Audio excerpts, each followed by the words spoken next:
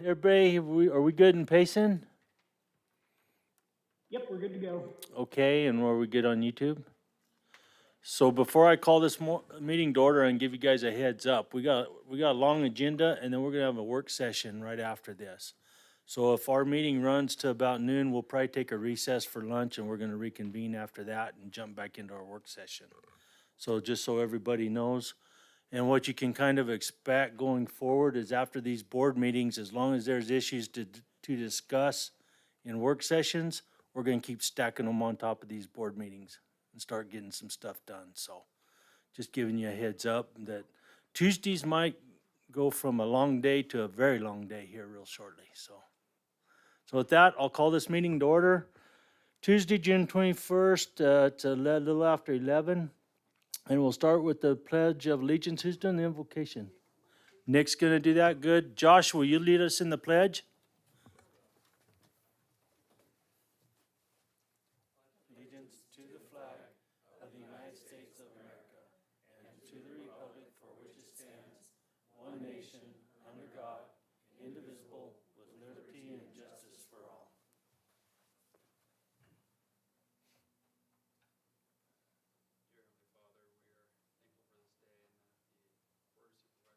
County is able to meet, and we ask that your spirit to be with them to help them decide what is best for the actions of Gila County and to guide them. And say these things in the name of Jesus Christ. Amen. Amen. Thank you, Nick.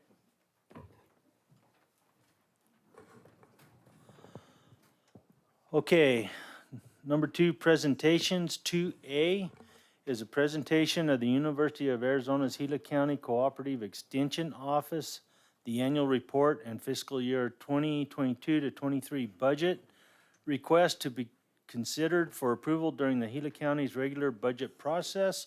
Chris, good morning, Chris. Good morning. Good morning. It's a pleasure to be here to address you. Honorable Supervisor Woody Klein, Honorable Supervisor Steve Christensen, and Honorable Supervisors Tim Humphrey. I am here to make the request for our annual budget. Our County Supervisor, Renee Karstens, is unavailable today. She's out of state, and so the honor falls on me to share this.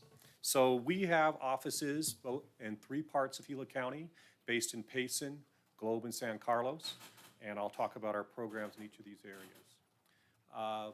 Our mission through Cooperative Extension is to engage with people through applied research and education to improve lives, families, community, the environment, and economies in Arizona and beyond. And we are specific to Gila County in our efforts. We have 4 pillars of programming: agriculture and natural resources, 4-H youth development, family consumer science, and health science, and tribal extension. And so I'll give just a couple of highlights of each of these as we go forward. So in the Agriculture and Natural Resources Program, we have 2 agents, myself, Chris Jones, and Ashley Hall. I do programs in forest health and horticulture, Ashley in livestock and range. This last year, I played an assisting and kind of lead role with our Cobra Valley Watershed Partnership, which helps to look at water issues as well as fire issues in Cobra Valley, Southern Gila County, and also played a role assisting with the development of our community wildfire protection plans and the updates on those plans, and just both of those things to help address water and fire issues that we deal with in Gila County. Another thing that I'm started on is raising awareness about a forest product called biochar. It is a soil amendment that makes nutrients and water more available to plant roots. It is particularly important and can play a role for fuel reduction, hazardous fuels reduction, and for carbon sequestration. It is something that has a very low awareness at this time, and markets, just not really markets for it. I have colleagues who are doing this in Oregon and Utah, being quite successful. I've got a kiln. I've done a demonstration at the landfill and one with pine strawberry up at the brush pit. So I'm hoping to do that more next year and just making that personal plug while I have you guys.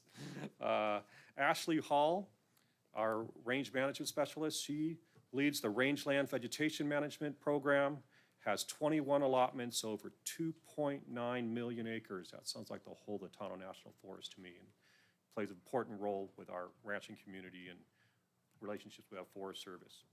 And she played a big role in responding to the telegraph fire in particular, partnering with the county to do reseeding out in El Capitan.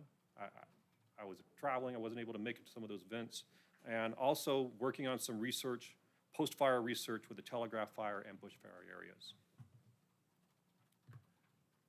Other big program for us, of course, is 4-H. And Renee Karstens, our director, leads this up with the help of John Hatch. She has 183 youth members, which I understand is kind of as high as we've ever had in Gila County. 27 adult volunteers, participates in Ag Days in 2021. We had 150 students participate in that with 5 teachers. I think it was much larger this year now that COVID's kind of rested. And the work with the county fair. So the livestock show last year brought in $323,000 and $700 for the kids. So STEAM, lots of different programs there, very active.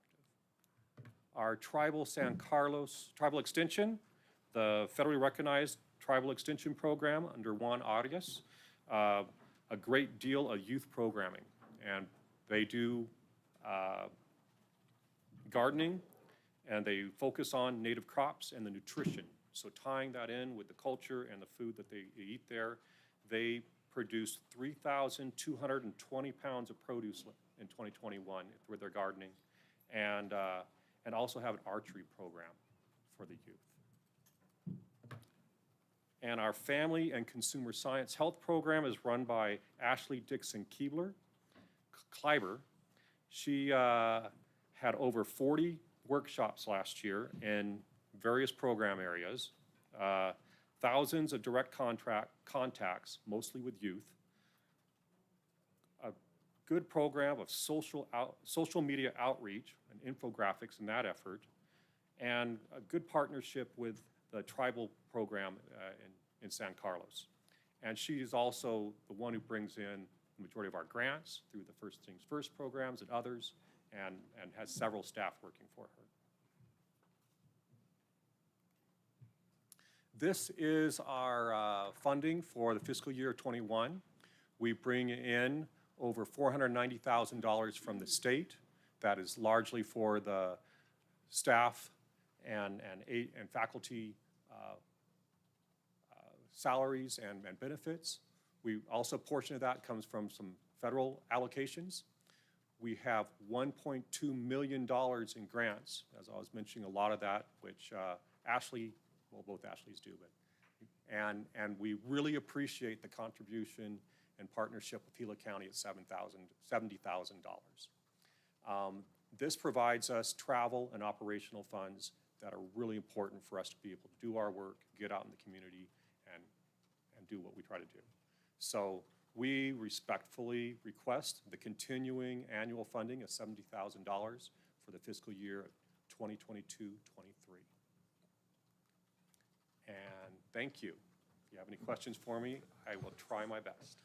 Good presentation, Chris. Thank you. Supervisor Humphrey. Yeah, I appreciate the presentation, and I had a constituent get with me and they had an issue with their lawn. It looked like something going gray in it or whatever, and recommended they take it over to you, and they did. And so, you know, it's great to have you here with the services that you provide.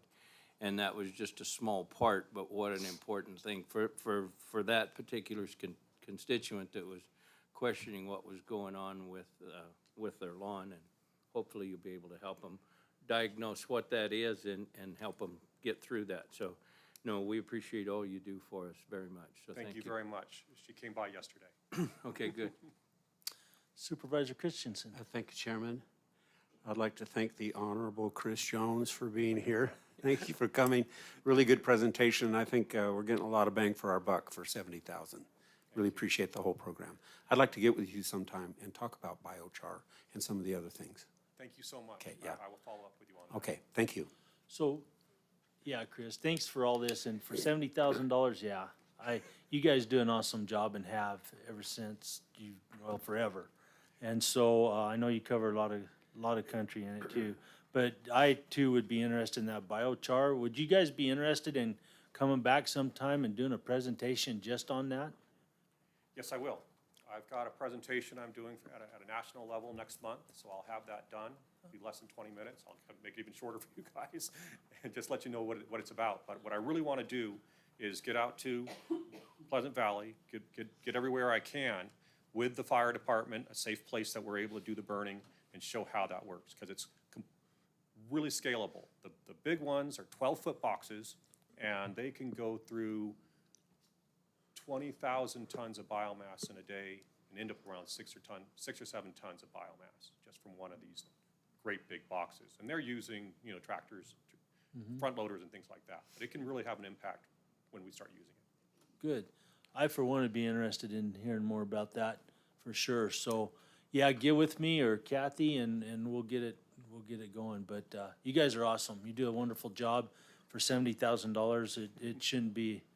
I mean, we're getting a lot of bang for our buck on that one. James? Mr. Chairman, thank you, Chris. Appreciate your information and appreciate all you do for Gila County. Just want to give a little more of a acknowledgement to Gila County for our support of the cooperative extension. Cooperative extension does have, as Chris mentioned, 2 offices, one in Globe and one in Payson. The one in Globe is at our offices at Central Heights.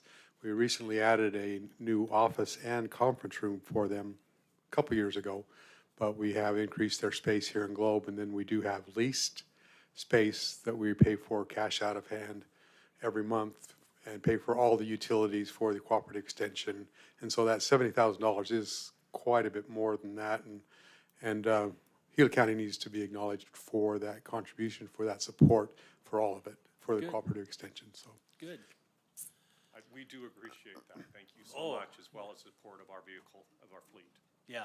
No, that's great. I had one more question for you, Chris, on San Carlos. You have an office down there. Do you guys do much work with the White Mountain Apache tribe?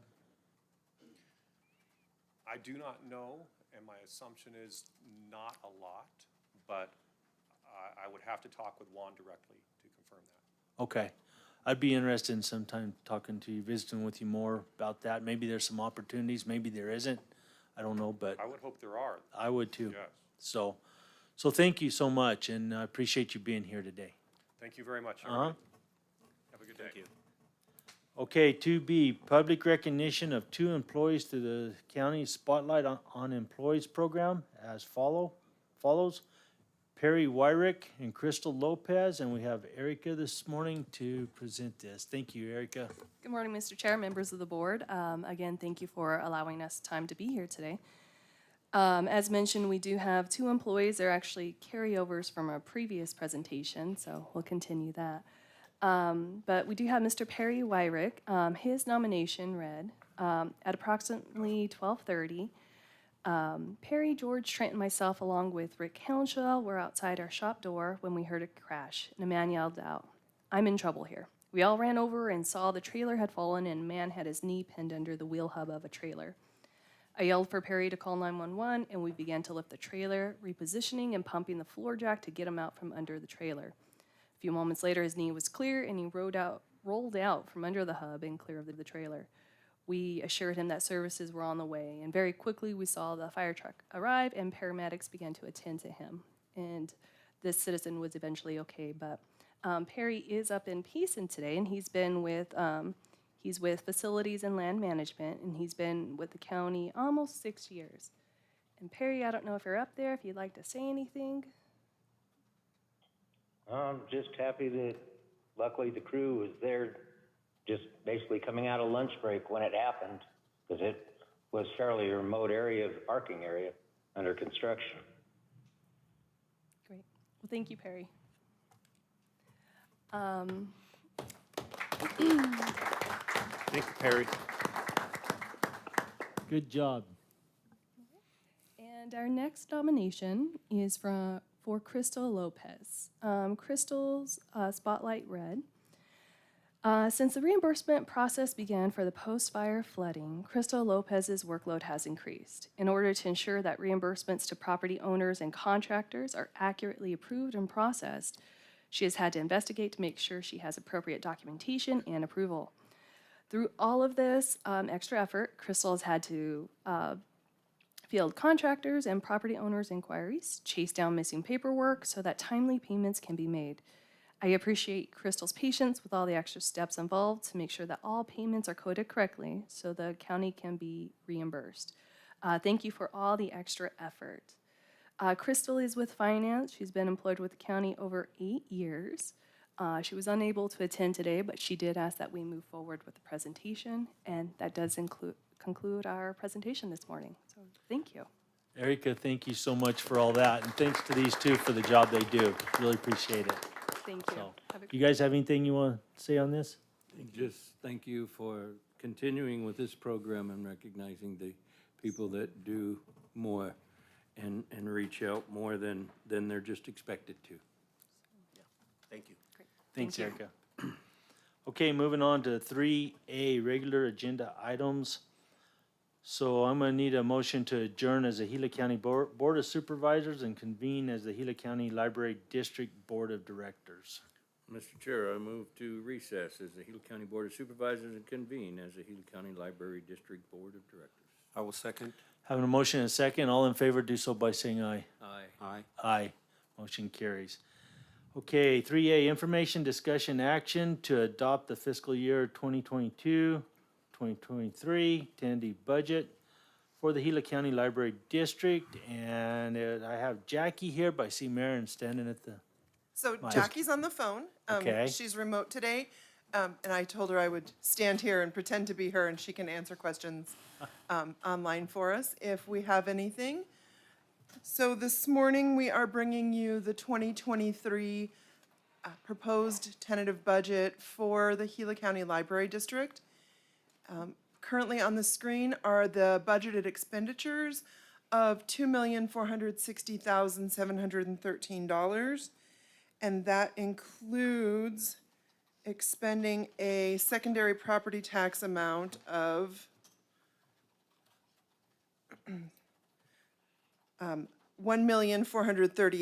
$1,438,511. Be happy to stand here while Jackie answers any questions.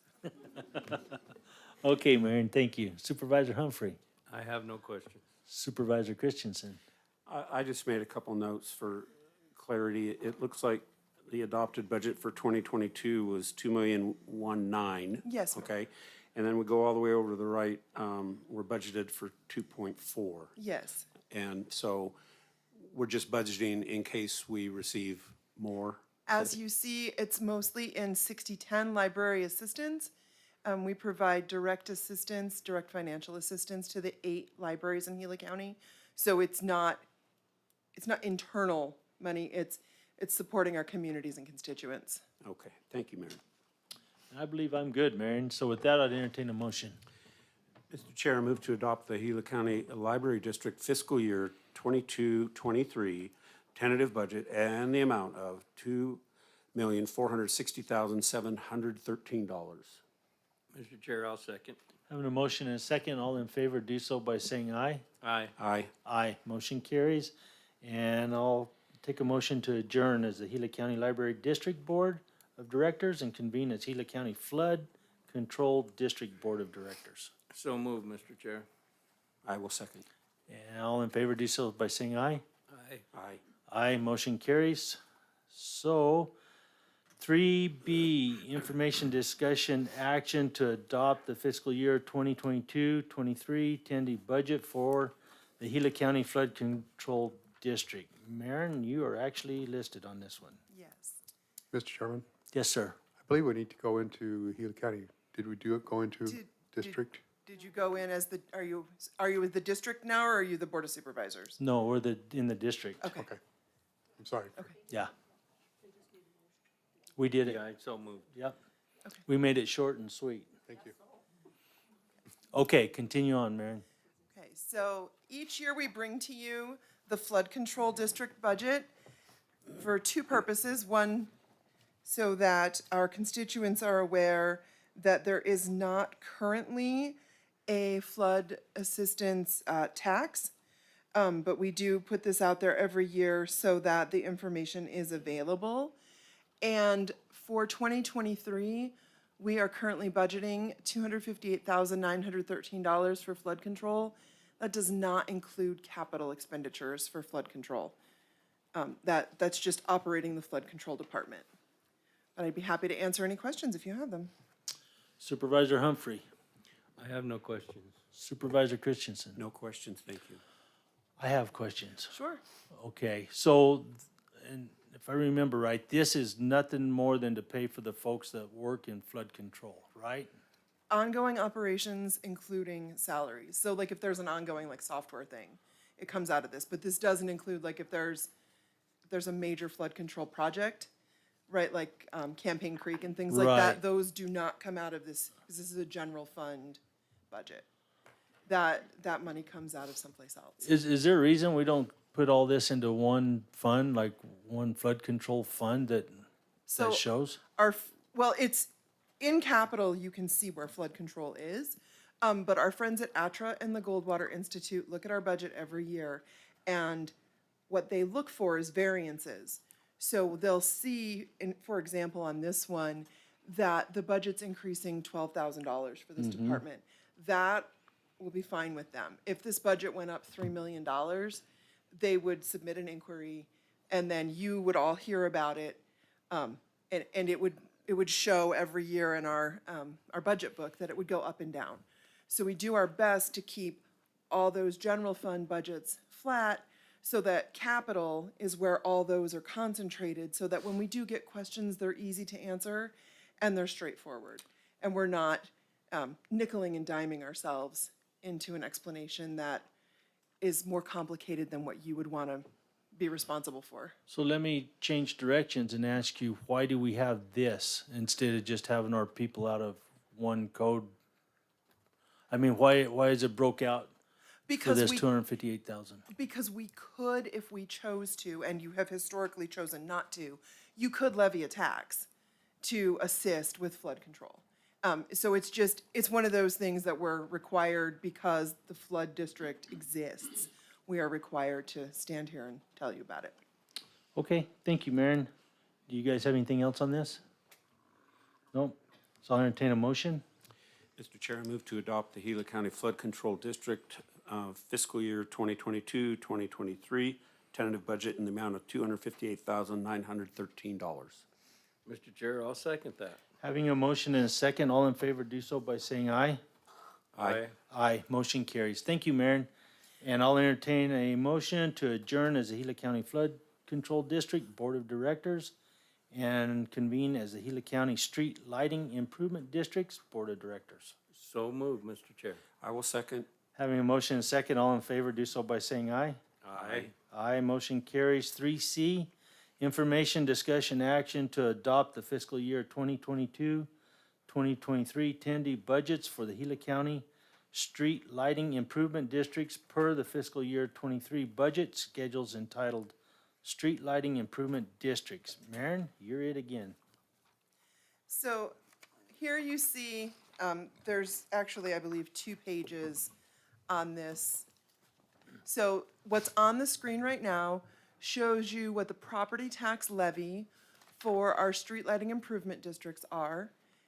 They're listed right there under B. They start with Pine Slid and go down to Claypool Slid. And you can see that they are going up a small amount this year. The purpose of this money is, it's money that comes in through the constituents in those neighborhoods' tax bill, and Gila County uses it to pay the APS bill in that neighborhood. Okay, thank you, Maren. Supervisor Humphrey, questions? No question, just a comment. From my public meetings, I had constituents come and say that there were some streetlights out. Okay, So we called APS, and APS put them on a work deal because they were unaware that they were out. So just to put it out there with the SO, because I'm sure you guys don't like dark alleys any more than anybody else does. So if you're out on patrol and you see a street light out, let my office know. I'll be happy to call, and they do put it on a work order, and they do get them fixed. They just don't have the time to go out and look at all of them. So if you see street lights out, by all means, let us know, and we'll call APS, and they'll put it on a work order.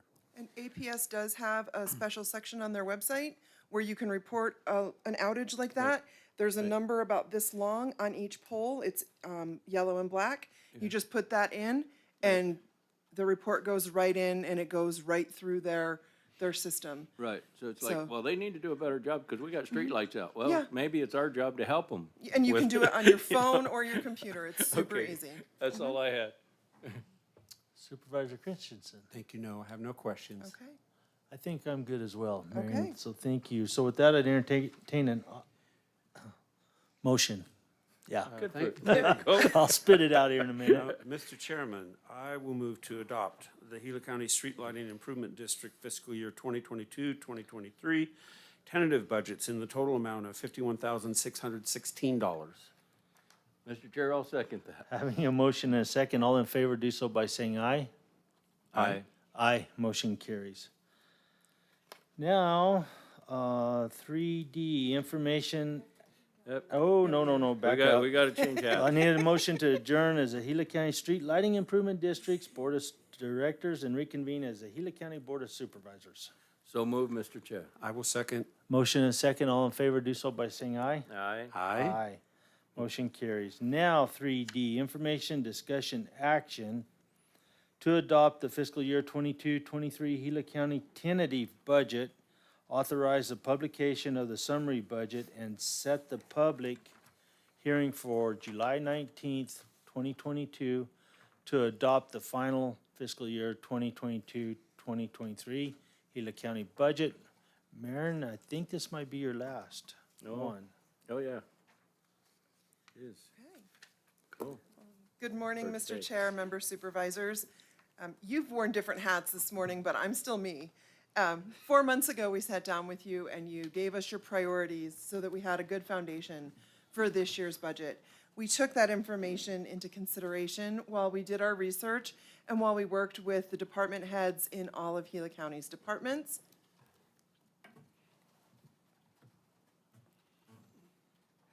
And power button, there we go. Okay, in our work, we considered four main factors in addition to the foundation you had given us.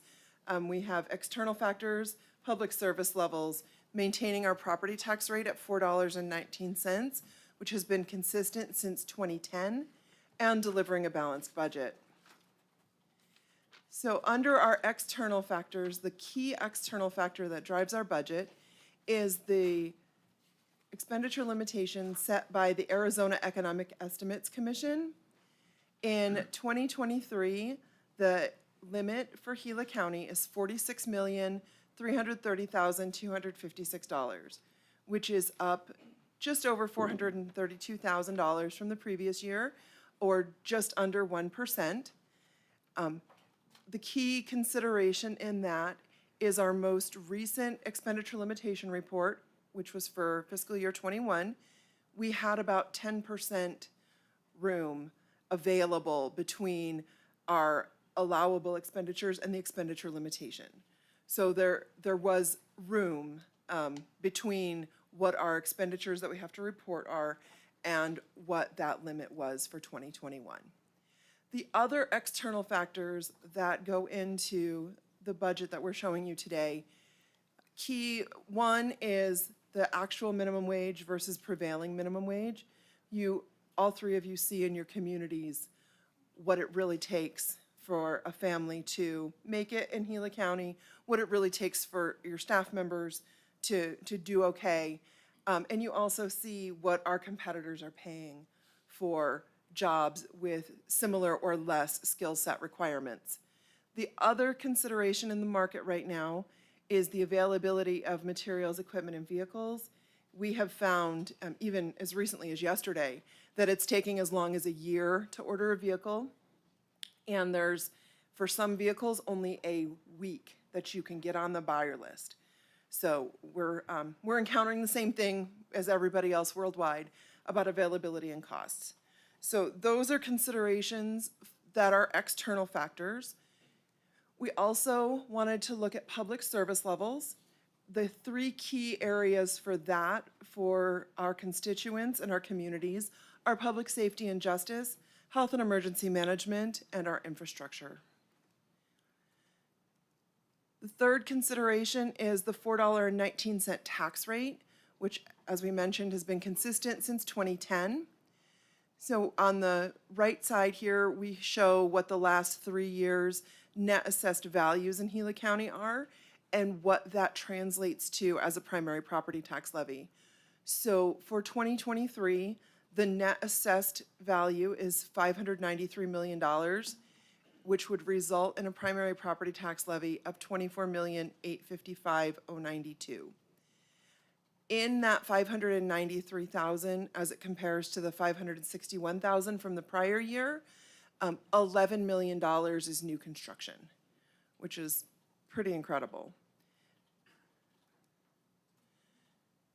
So this is a slide that we provided so that you have it for your constituents, so that instead of having to look from one box to the other on this slide, you can just show it line by line like that and have an easy talking point for anyone that you meet with.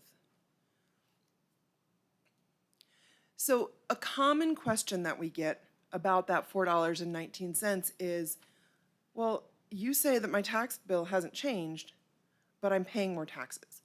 So this year, for the first time, we're including this in your tentative adoption example.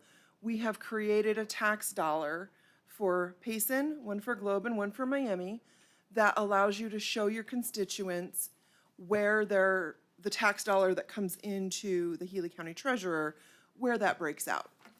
So this first example is for Payson, and you can see, so each chunk is sized proportional to the percentage of that dollar that goes to each entity. So 42 cents of a Payson resident's tax dollar goes to Payson schools, 32 cents goes to the county, almost 10 cents goes to the sanitary district, a little over 7 cents goes to the community college, a little over 3 cents is school equalization, the town tax is 2.5 cents, the library is 1.8 cents, and then over in the corner, you have NAVIT and the fire departments, and they're very small percentages. Similarly, in the city of Globe, Globe Schools gets 40 cents on the dollar. The county gets almost 35 cents on the dollar. Globe City gets almost 10.5 cents on the dollar. Community college gets almost 8, school equalization 3.5, library 2, the fire district assistance tax gets 0.8 cents, and then civic gets 0.4 cents. And then Town of Miami is the other major concentration of residents. So in Miami, their town tax is 27 cents. Miami schools are 26. The county gets 22 cents of every tax dollar. The community college gets 5 cents. Fire gets 15.25. School equalization gets 2.25, and the library gets just over 1.25. And then fire district assistance and civic get the remainder. So these are now available publicly, right? Your constituents can see it on the agenda, and you have it for easy reference, and it should be in the annual report each year also. So now that we've talked about the $4.19 and how it stacks up, we do have our tentative fiscal 23 revenues here. It's a little harder to see on the board than we would like, but as you can see, generally speaking, our primary property tax levy makes up 28% of our revenue sources. The state shared sales tax makes up 7%, special revenues 23%, grants are 11%, and the other sources are smaller than that and spread across there.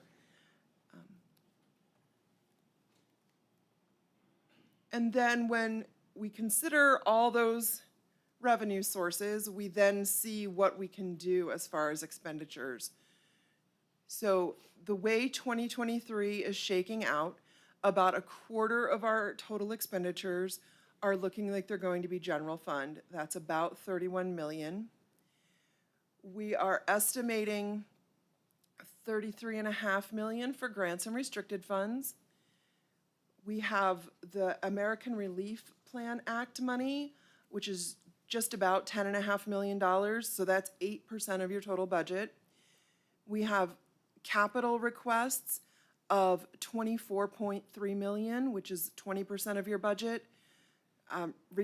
Maintaining reserves of $11.5 million, which is 9%, and then everything else combined is another $13 million, or about 11%.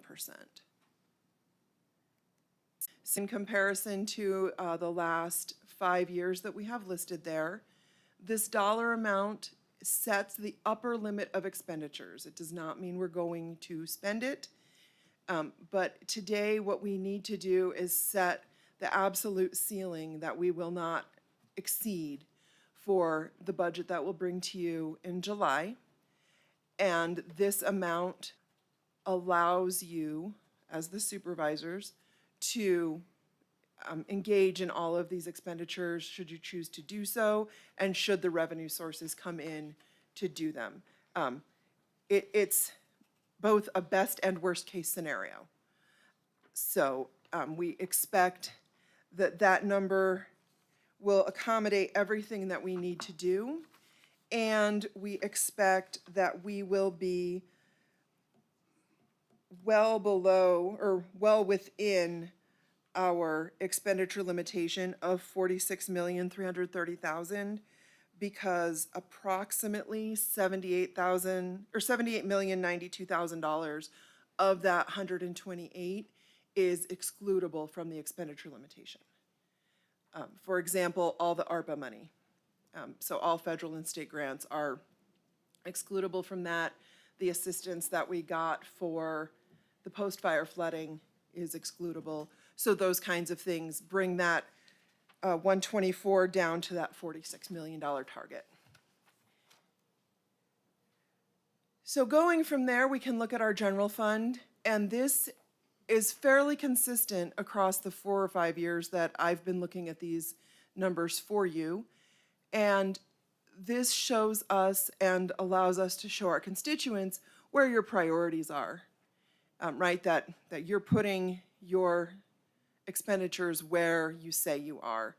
That 30% or 31%, I'm sorry, of the general fund expenditures are for public safety. 20% are for courts and criminal defense. 6% goes to access and Altex, which is indigent healthcare.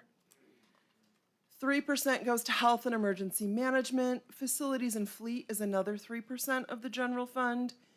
Community development is 2%. Capital is 10%. Debt service is 3%. And then general government is 22%.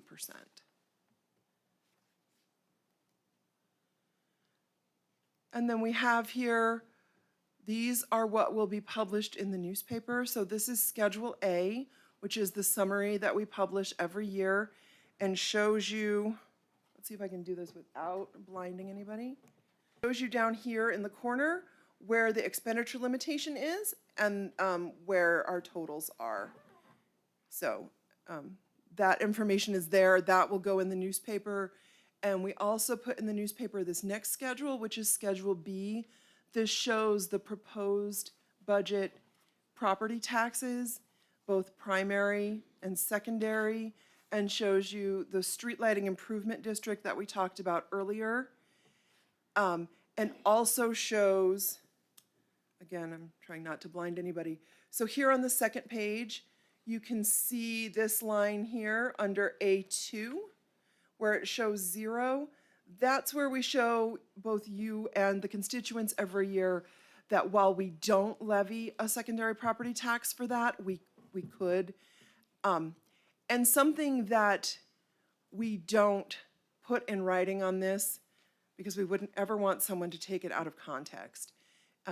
With the way the maximum allowable property tax levy is, that $36 million number at the top, right there, that's the most that we could levy as a county for the primary property tax levy compared to the $24.8 million that we're planning to levy.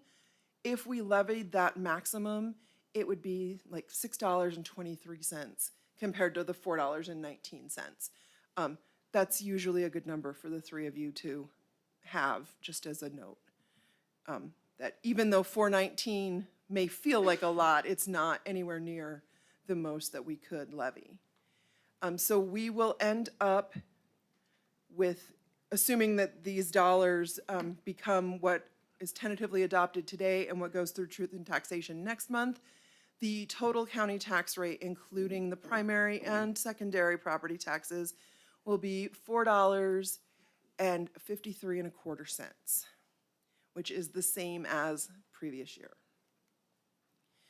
And the timeline going forward, we will be back here in front of you on July 19th to hold our truth and taxation hearings, both for Gila County primary property tax and for the library district secondary tax.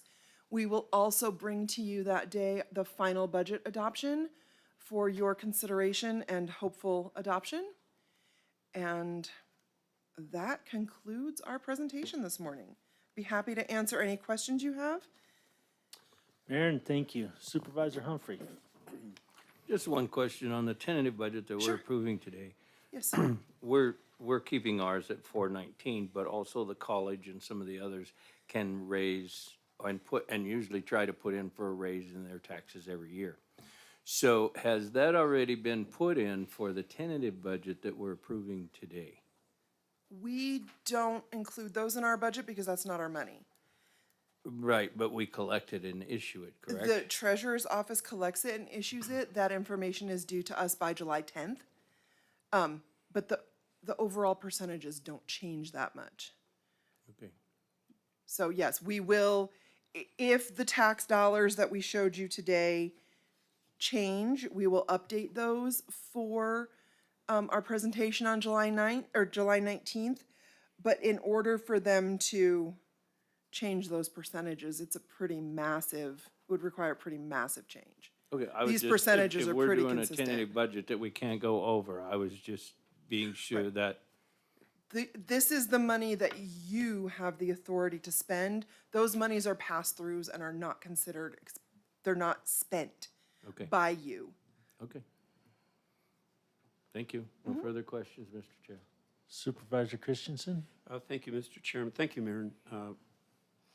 Pretty clear presentation. I have just a couple Sure, clarification things. that's what So we're here for. On your Schedule B, you talked about the primary and the secondary. And I see those two figures. Now, then I go over here to Schedule C and I get to the end of Schedule C. And some of what is being included in this estimated revenue for 2022 is the SLIDs and the various districts. And am I correct in, among many other things? So I see library district grants, I see this Pine SLID, all the SLIDs in here. So And the SLIDs need to be on Schedule C because the expenditure of those is dollar for dollar with Okay. the bill, with the APS bill. These library districts, that is everything except their property taxes. Okay, so then those items are listed separate in the budget, not Yep. on the secondary property tax? Correct. So Okay. if you look on Schedule A, Yeah, you can see, let's see here, line 4, the lines are numbered in, there's a blue column. yeah, Okay, so line 4 shows you primary property tax. Line 5 shows you secondary. And then line 6 is estimated revenues other than property taxes. Okay. So that's drawing, and then you can see the B, and C to the left of 4, 5, and 6. That shows you where those are coming from, Schedules B and C, okay, so that we're not using the same number twice. okay, perfect. Thank you, Mayor. You're welcome. Anything else? That's all for me. Okay, Mr. Chair? I think I'm good right now, Marion. Okay. Let me look at this a little closer and then I'll get with you. James? Mr. Chairman, I just wanted to add a little bit, thank you, Marin, to all you've done. Marin puts this whole thing together, and it is a puzzle that is a bazillion pieces big. She throws it all together, and it all comes out into these summary sheets. So it's very involved. takes many, many hours, and so I appreciate Marion for all of your work and the rest of the team that contribute to this. My pleasure. And Mary as well. A little bit of further discussion perhaps on the maximum amount that can be levied of $6 and something cents. And then that we could have a tax levy of 35 million, 33 million? Yeah. Those amounts. 36.9. 36.9, so $37 million. So we could have a tax rate. Our maximum allowed is over $6, over $2 than we do now. Those tax rates and the amount of the levy is based on what the county taxed and levied in the year 1979, 1980. It's not something that's from some outside. That was from internal. That was what was being spent in those years, 1979, 1980. And so over the years, in particular, this Board of Supervisors has reduced the tax burden on taxpayers to that extent of reducing the tax rate by over $2 an hour, reducing the tax burden by over $10 million to the residents of Gila County. So I think we need to make sure that that is very clear, that we are a conservative county. You as a board are being conservative. You're watching the dollars and where they're spent, and that you're minimizing the burden of taxes on the constituents, on the people that reside and live in Gila County. So thank you, Mr. Chairman. Thank you for that, James. And I do think that's important that everybody hears that and sees that. You know, I think we've been really clear. There's no way we want to touch that tax rate unless it's going to go the other way, not up but down. You know, and I know it puts some burdens on some of our departments and other electeds on what we do, but there's ways to get things done still without jacking that up to where people can't afford what they got. So I appreciate everything you've done. James, did you have something else?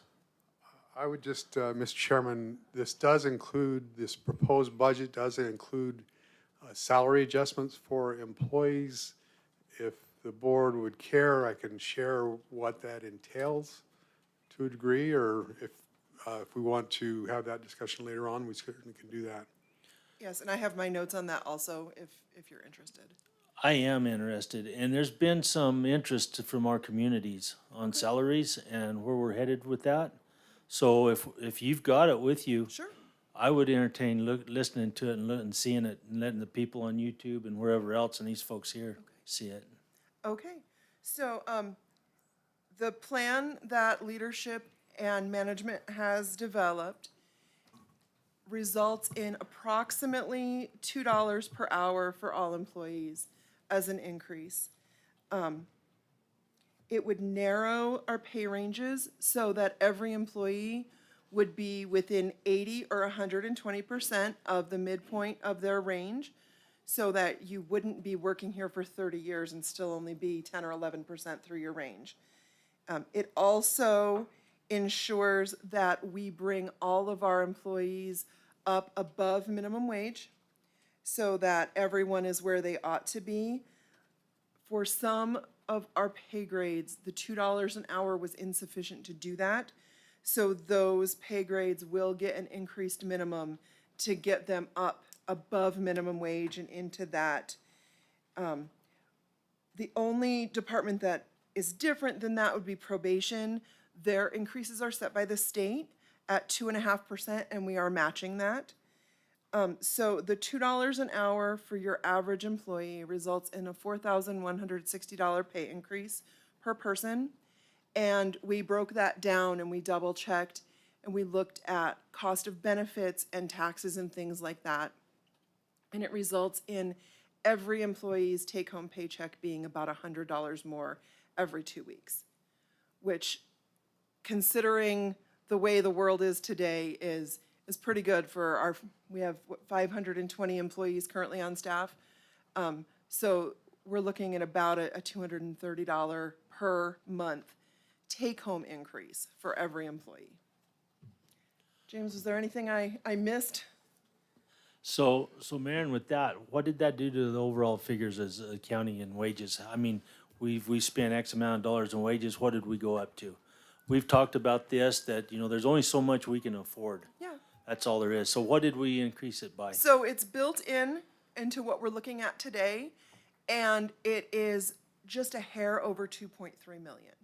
So there are some departments where they're considering, where there's been long-term vacancies, where, you know, they're gonna meet us in the middle on that. But it was about 2.3 million.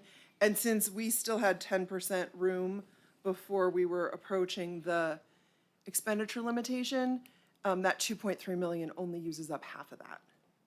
So we have capacity both with our expenditure limitation and within the budget itself to accomplish that. And you guys feel this is something we can sustain from here on out? Yeah. Till the world turns totally upside down. Is it not yet? It's close, so. Mr. Chairman, as you will have questions, you've already had questions, maybe a little bit, a few different details or adding to Marin's explanation that the minimum wage has been increased by the state. It's $12.80 an hour. So what this plan does is we've increased all pay grades we started at pay grade 170 down to a pay grade 150. So rather than doing a percent, which is sometimes it's accused that those that make more money get more money, and that is a fact when it's a percent. So we start with the pay grade 170, and that pay grade was one issue because we had the first 5 pay grades that were compressed. And all 5 of these lowest pay grades, 170 through 200, 210, were actually the entry level, the entry pay for that person would be the same, regardless of pay grade. But you have pay grades because you're doing a different job that requires different contributions, different services. I'm getting in the weeds here. I need to back up a little bit.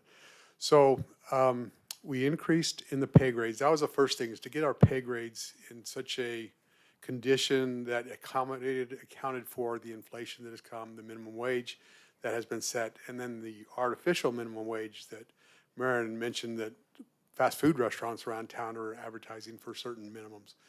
So what we did was the minimum pay that any employee with a $12.80 state rate, the minimum pay that any employee would come into employment with the county was $13.80. So it's $1 more than the minimum wage. There are fast food restaurants that are advertising, promoting higher amounts than that, but we offer a full health care package. We offer retirement benefits and other annual leave and sick leave and those things that are expensive. And by the time you get to starting at nearly $14 an hour, by the time you get those benefits, it's well over $16, $17 an hour that we are offering employees to, at the lowest level, begin work at Gila County. We've got a lot of vacancies, and so that is one thing that we've had to address as a county, is to be able to fill positions, to be able to provide the services that are expected and demanded by the constituents of Gila County. So that took care of the pay grades, that essentially $3 an hour down to $2 an hour per pay grade increase. So employees, we did, again, a $2 per hour increase for every single employee. There's some exceptions, as Marin mentioned, but for the most part, every single employee gets $2 an hour increase, which is $4,160 annual increase a year. What that means is somebody that's at a grade 170 or in those lower grades is going to get a pay raise of over 17%. It's different for every single employee based on where they're at, but it's over 17% for certain individuals to get a pay raise. Down to those that are on the very top end of the pay scale, their increase would be I think about 2.6, 2.7, something like less than 3%. And we need to compare that Social Security recipients, they all received for this calendar year a 5.9% increase to their Social Security benefits for calendar year 22. So the federal government, Social Security Administration, set the inflation rate at 5.9%. So we've got some employees getting over 17% compared to that 15%, that 5.9%, and some down to 2.7% compared to the 5%, the 5.9% that Social Security Administration offered. So that means that what we're trying to do to get those that, with inflation the way it is and the way things are in the economy, we needed to get money into the pockets of individuals that are being hammered by inflation right now. And I believe that this plan does that, that we are addressing the needs and trying to get those that are struggling day to day, buying a loaf of bread, buying a gallon of milk, those individuals, those employees that we're trying to get to do something of significance for those employees. And I believe and hope that that's what we're doing. We had in the general fund, the cost is just under 1.6 million. We noticed in the property taxes from new construction and those kinds of things, we had additional revenue of $1.6 million. That is what this costs. So we're taking every penny that we had available from new construction property taxes and such, and putting it into the pockets of the employees, those that are at greatest need, I believe.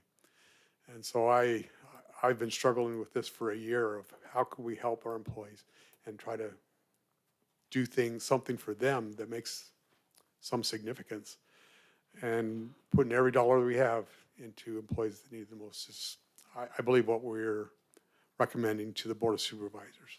Thank you, Mr. Chairman. Thank you, James. Supervisor Humphrey, you have anything you want to ask or add? No, I just want to say thank you. I remember when I was chairman, we sat down and talked about what we're going to do with the employees.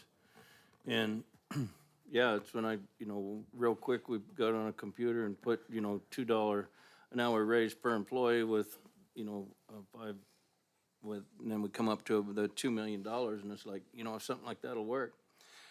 Because I know in the past, when we do percentages, then the people on the low end of the totem pole don't do as well as the people that are high on the totem pole. So with us talking and just like a straight across per hour increase with a $2 increase, I think helped the people that needed to be more. So grateful for the conversation, grateful to see this go through to help the people that we need to. And as you say, with our increase in infrastructure, helps us to continue to maintain this as we go forward. So yeah, no, I think it's great that it has come through the way that it has to help the people that I feel that need help the most, to be to help our current employees, but also $2 an hour increase for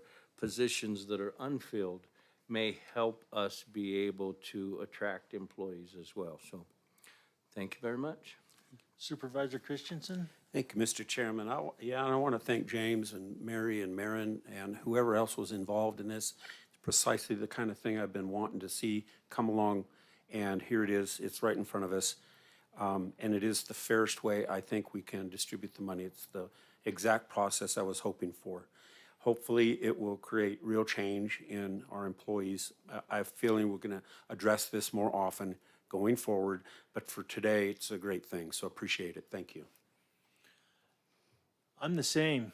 I want to thank you guys for doing this. You know what really kind of irritates me a little bit is the money we spent in salary consultants studying salaries and everything in the past to where we are today, where you guys took what we have and put it together and made it happen. We spent a ton of money contracting consultants and didn't come up with much. And here we are in-house again, and we pulled it out of the hat. So I really want to congratulate you guys on this. It is stepping out there to where we need to be, as much as I feel comfortable with pushing it. And so, and it just really goes to show when any of the department heads step up here and want to consult something, it's like, why? We have the knowledge in-house to do, for the most part, what we need done without spending hundreds of thousands of dollars to some company. So I really want to thank you guys for doing this. Go ahead, James. Thank you. And, well, thank you to the Finance Department. There are some qualifiers, some exceptions that Maren mentioned, and I do need to make, as we go forward with this, if the board does adopt it and approve it in July, I need to make sure that these qualifications, as this has been rolled out, what they are. As Maren mentioned, that we had some of our pay grades, the splits in those were over 60%, which means in layman's terms, the basic thing is that employees with a over 60% from minimum to maximum for the pay range, they could work here for 40 years and never really penetrate the pay range. And it was a significant thing. It's kind of hard for an employee to deal with, saying, I've worked with Gila County for 25 years and I'm only 12% through the pay range. It's because of those splits. They were so wide, so we did narrow those down. Establish a midpoint, which should be market, and then entry level is 80% of that midpoint mark. Maximum is 120% of that midpoint mark. And so there is one challenge that as some employees may not be happy about, but by narrowing that pay range to 40% from over 60%, there are some employees that did not, by getting the $2 per hour, they were not placed within their pay range. They did not reach the minimum for their pay grade. And so for all those employees, they will be receiving more than the $4,160. We are making sure that every employee with these new pay grades, the new narrower range, is going to be within the minimum for that pay range. So it could be that somebody's going to get $5,000 annual raise or $5,500 or something. There's some that are going to get more. This does not address compression and in fact makes compression work. Somebody that has worked here for 3 years may be getting paid the same amount as somebody that started 6 months ago. That is something we have to look forward, and each of you acknowledge that there are things that we still need to work on, things that we still need to move forward on, but it gets money out into the pockets of people, gets everybody within a pay range, and we will address those issues going forward, that we can get a kind of standardized pay scale for us. So there are certain people, as I mentioned, that there are certain people that we had to increase more than the $4,160, more than $2 per hour, to get them to the minimum for their new pay grade. Now, by narrowing it down on the back end, there's 2 employees that would have been over their pay range, and my feeling is if we're going to go with this pay range, 80 to 120, we need to stick with it. So there's 2 employees that are not going to quite get that because they're at the top of their pay range. But we're looking at them to make sure they're graded properly and to make sure that they're appropriately handled. Now, Maren mentioned that probation department, the state legislature pulled it back, and in the past, what we'd done with probation is that counties had given raises, and then the state legislature appropriated money after the fact to cover whatever the counties did. State legislature did not like that method of doing things. They felt that counties were dictating to the state what the the salary was for courts people who are, the court system is part of the state. They fall under the administrative office of the courts.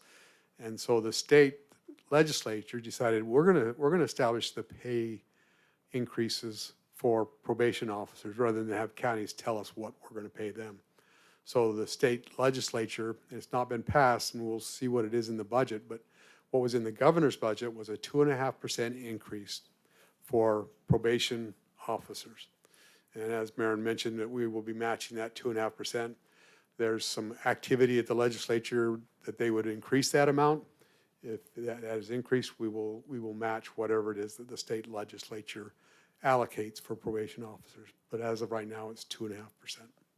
So there are those qualifiers. There's 3 different instances where there's going to be some differences than just the flat $2. Thank you, Mr. Chairman, members of the board.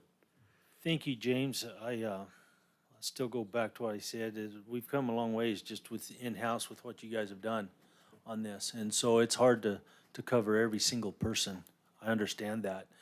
But you guys are close, very close. And I don't know if there's much more you can ask for than that, you know? So with that, I'd entertain a motion. Hey, I would love to make a motion to adopt the fiscal year 2022-2023 Gila County tentative budget in the amount of $124,423,067, authorize the publication of a summary budget, and set the public hearing for July 19th, 2022, to adopt the final fiscal year 2022-2023 Gila County budget. Mr. Chair, I will second that.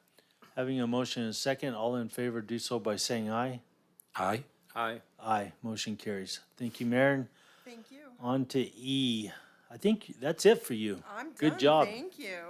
On to E, information, discussion, action to approve an intergovernmental agreement number 02232022 with the City of Globe for Justice Court case management of the city's criminal, misdemeanor, and criminal traffic case filings and terminations for the period of July 1st, 2022 to June 30th, 2024, with an option to renew for a one-year term annually. Mary, good morning. Good morning, Mr. Chairman, members, supervisors.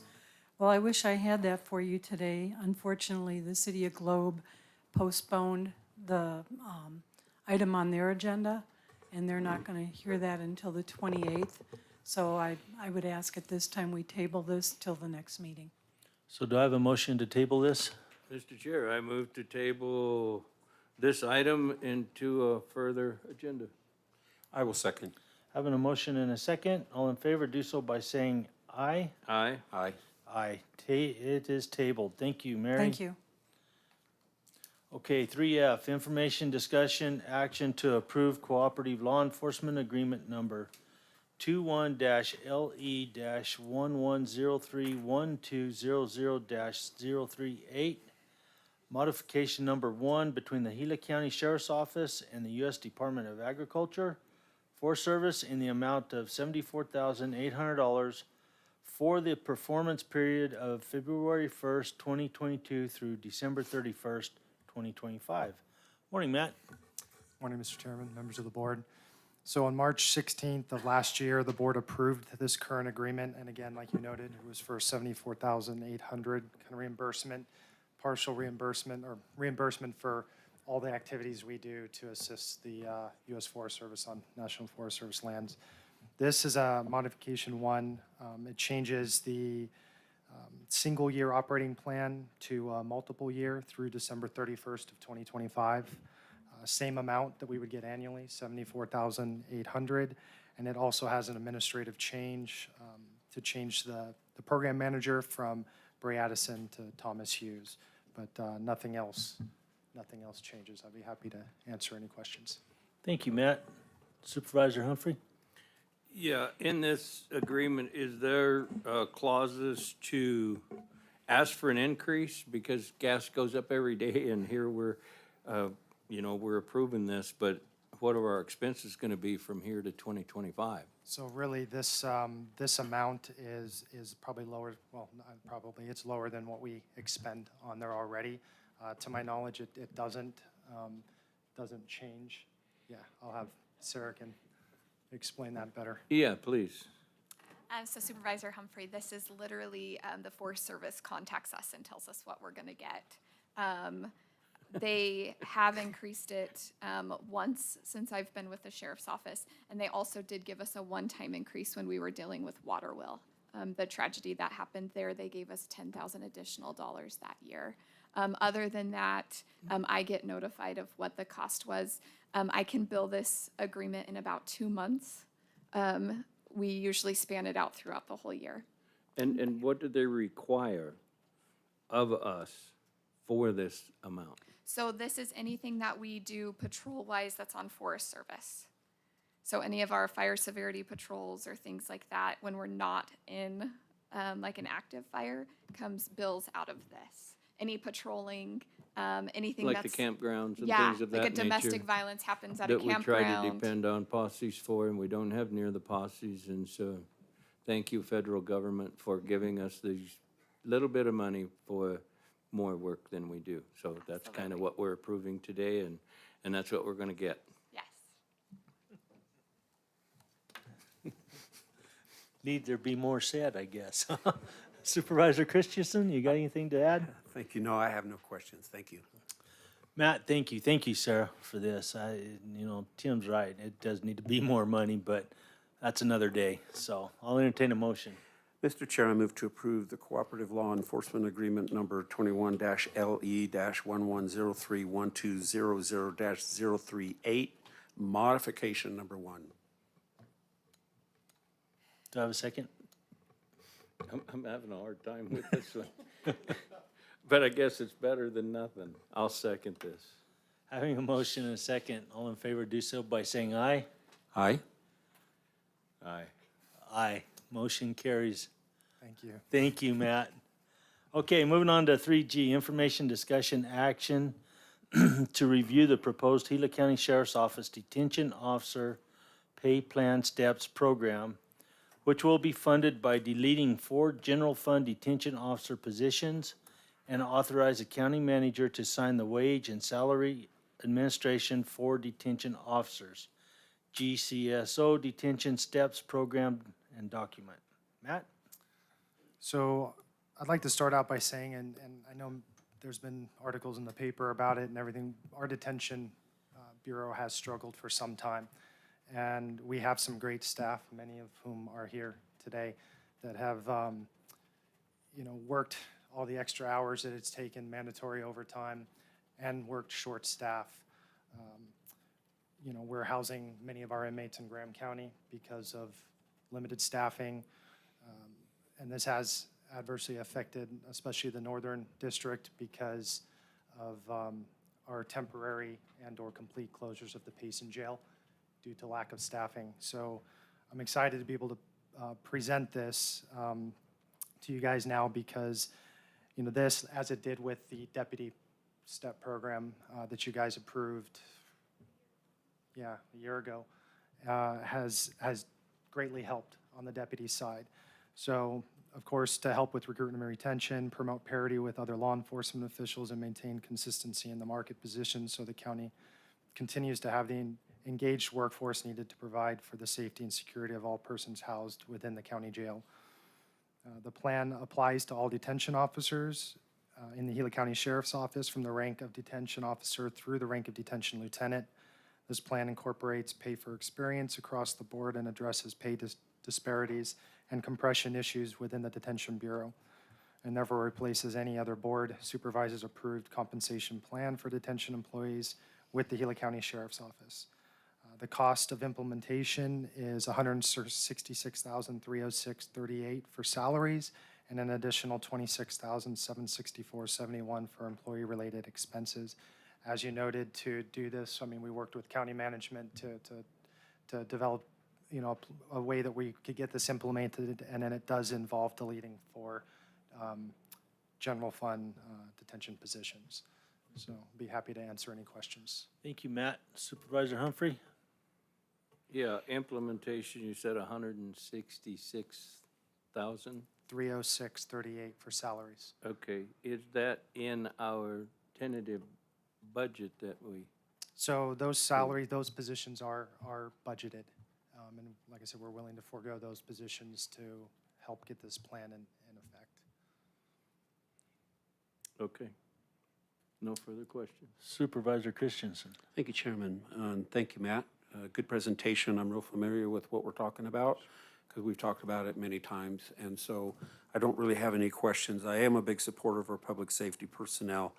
And we are gravely understaffed. It's creating a burden not only in the Payson area, but with the Sheriff's Department as a whole, and also the town of Payson Police Department, and the extreme inconvenience and also expense for them not having that facility fully open all the time. So I totally support this.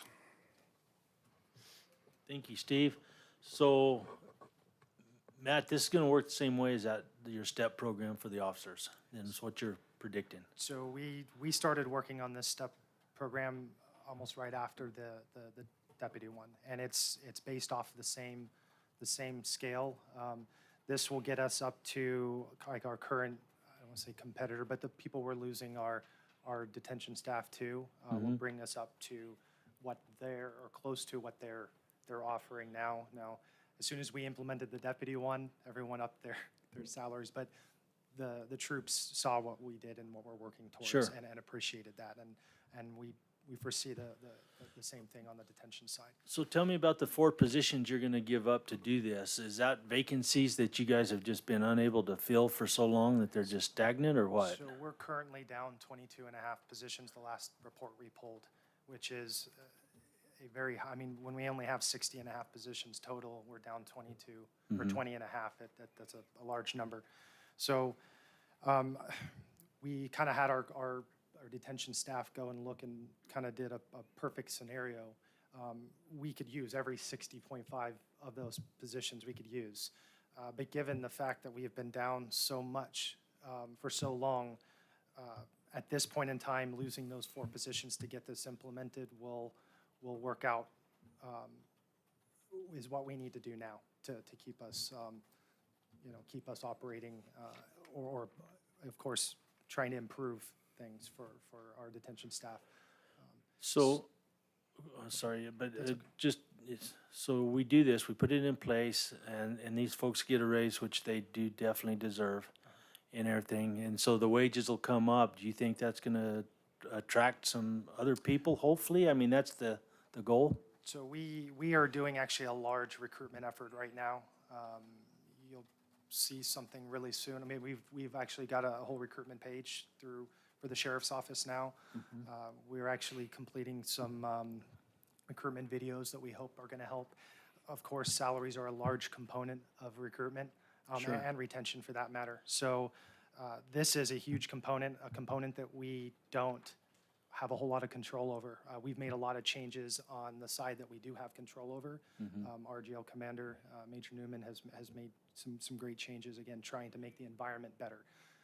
But again, when people are just consistently being, forced to work overtime Right. and whatnot, we believe, just like it did on the deputy side, that this will address part of that recruitment and retention problem. Thank you for doing this. I hope it works out, and I hope it helps your people and kind of puts us back where we need to be. So thanks for doing that. That I'd entertain a motion. Mr. Chair, I move to approve the Gila County Sheriff's Office Detention Officer Pay Plan Steps Program and authorize the county manager to sign the related documents as presented. I will second. Having a motion and a second, all in favor do so by saying aye. Aye. Aye.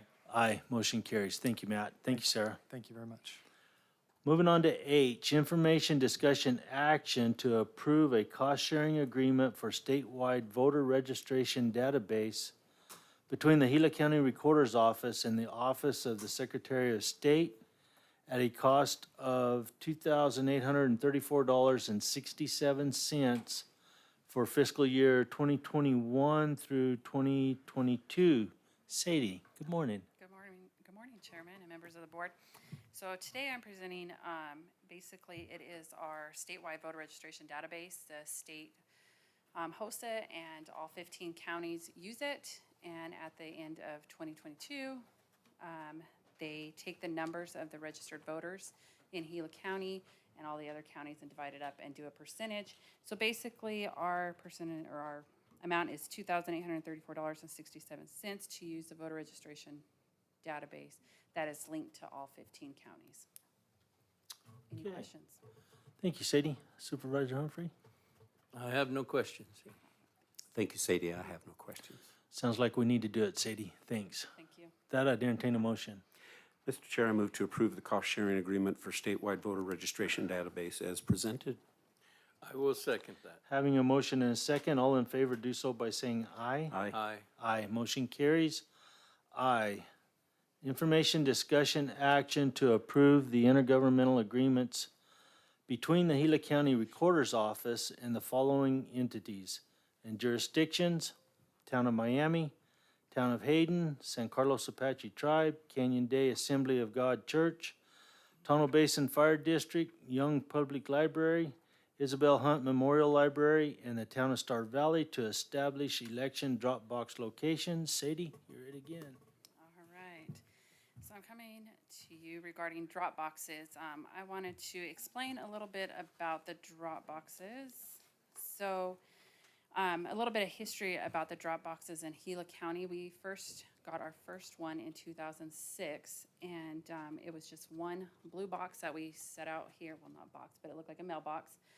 And we set it right out here, and we've always had great success. So in 2008, we got one for the Payson Recorder's Office, and then in 2020, the Secretary of State's office purchased more drop boxes so that we could station them throughout Gila County.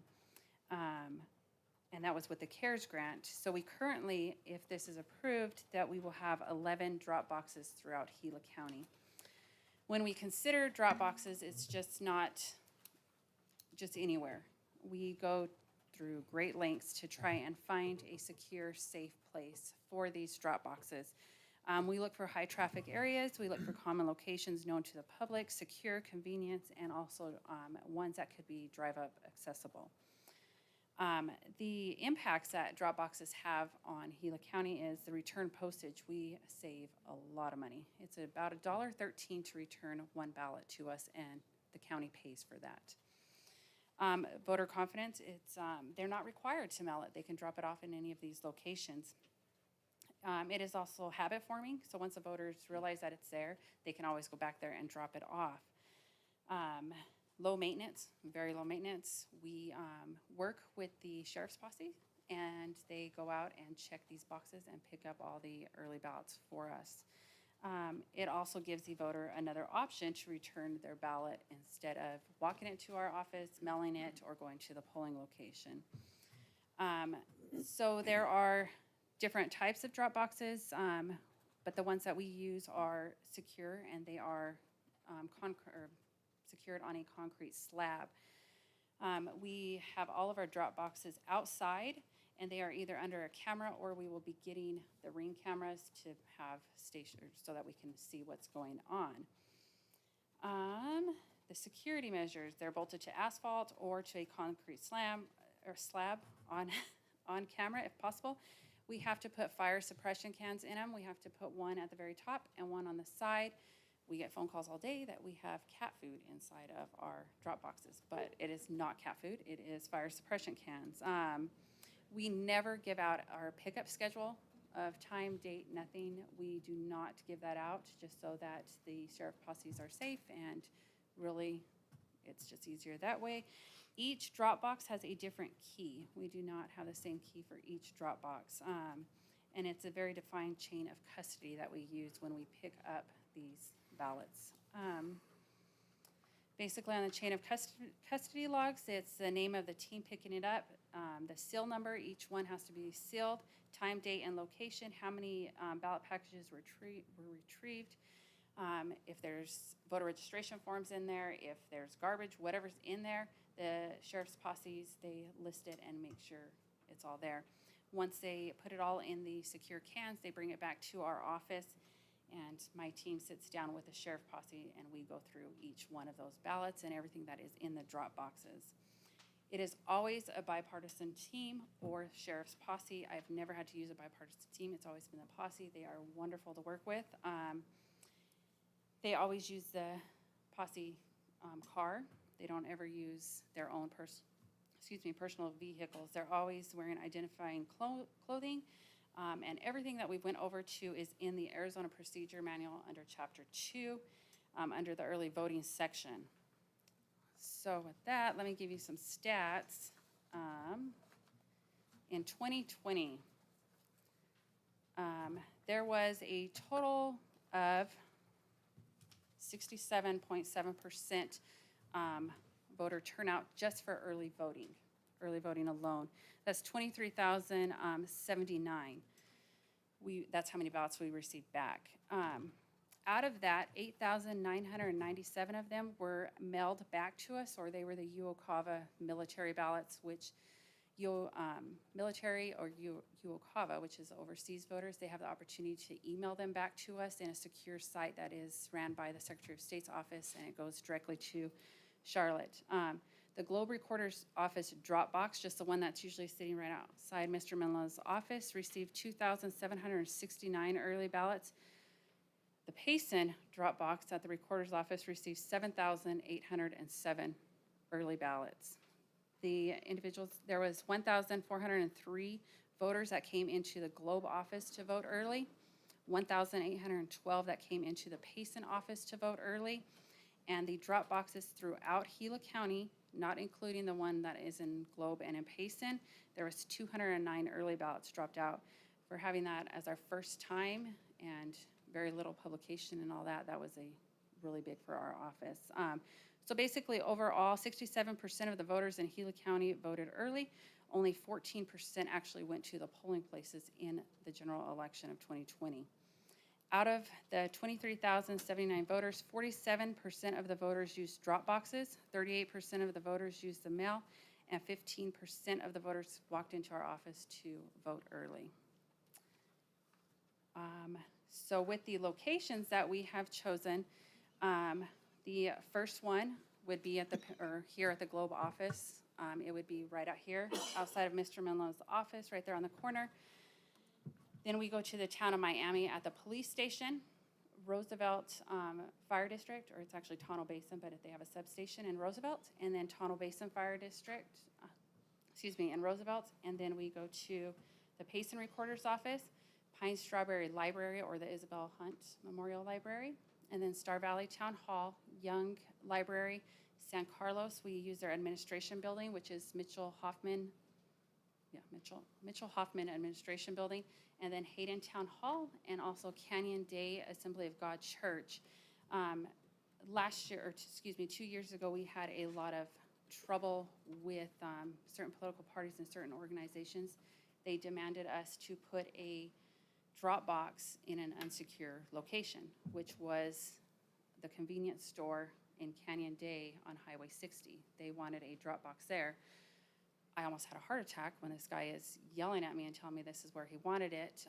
We finally ended up getting the county attorneys involved, and we felt that it was not secure, and we had to ask this organization to stop harassing our office regarding this. So we do work really hard to make sure these places are secure and they are good and everything else. So with that, any questions?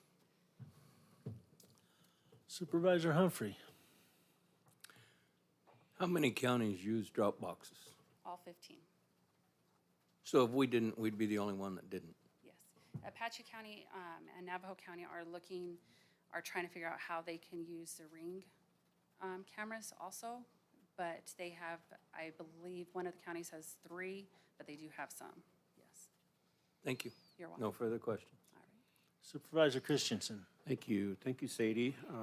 And thanks for coming to my office and explaining the full extent of what you do. I think you're an outstanding recorder, and you do a good job at it, and you have a real heart to make sure that our elections are conducted in a safe and honest way. And as you know, there's a lot of people that are uncertain about the elections anymore, and especially with drop boxes. And I've got to say, I'm not a real fan of the drop boxes. I don't think I would decide to use them. Personally, that is your decision to do that. You're asking for an IGA with all these locations today. So that's my sentiment. It's not that I disagree with how you're conducting your office. I just, I don't know, I just don't think the drop boxes are a good way to go. And I think a lot of my constituents would support that too. So, but thank you very much. Thank you, Sadie. So Jessica, there's nothing in statute or anything that says we have to have drop boxes, correct? The Secretary of State designated that authority to the Board of Supervisors or their designee. We went ahead and you, as chairman, back in 2020, approved a resolution to make the county recorder the designee. It looks like we would need a new resolution for that to happen, possibly for the new election 2 years from now, depending on what the Secretary of State does.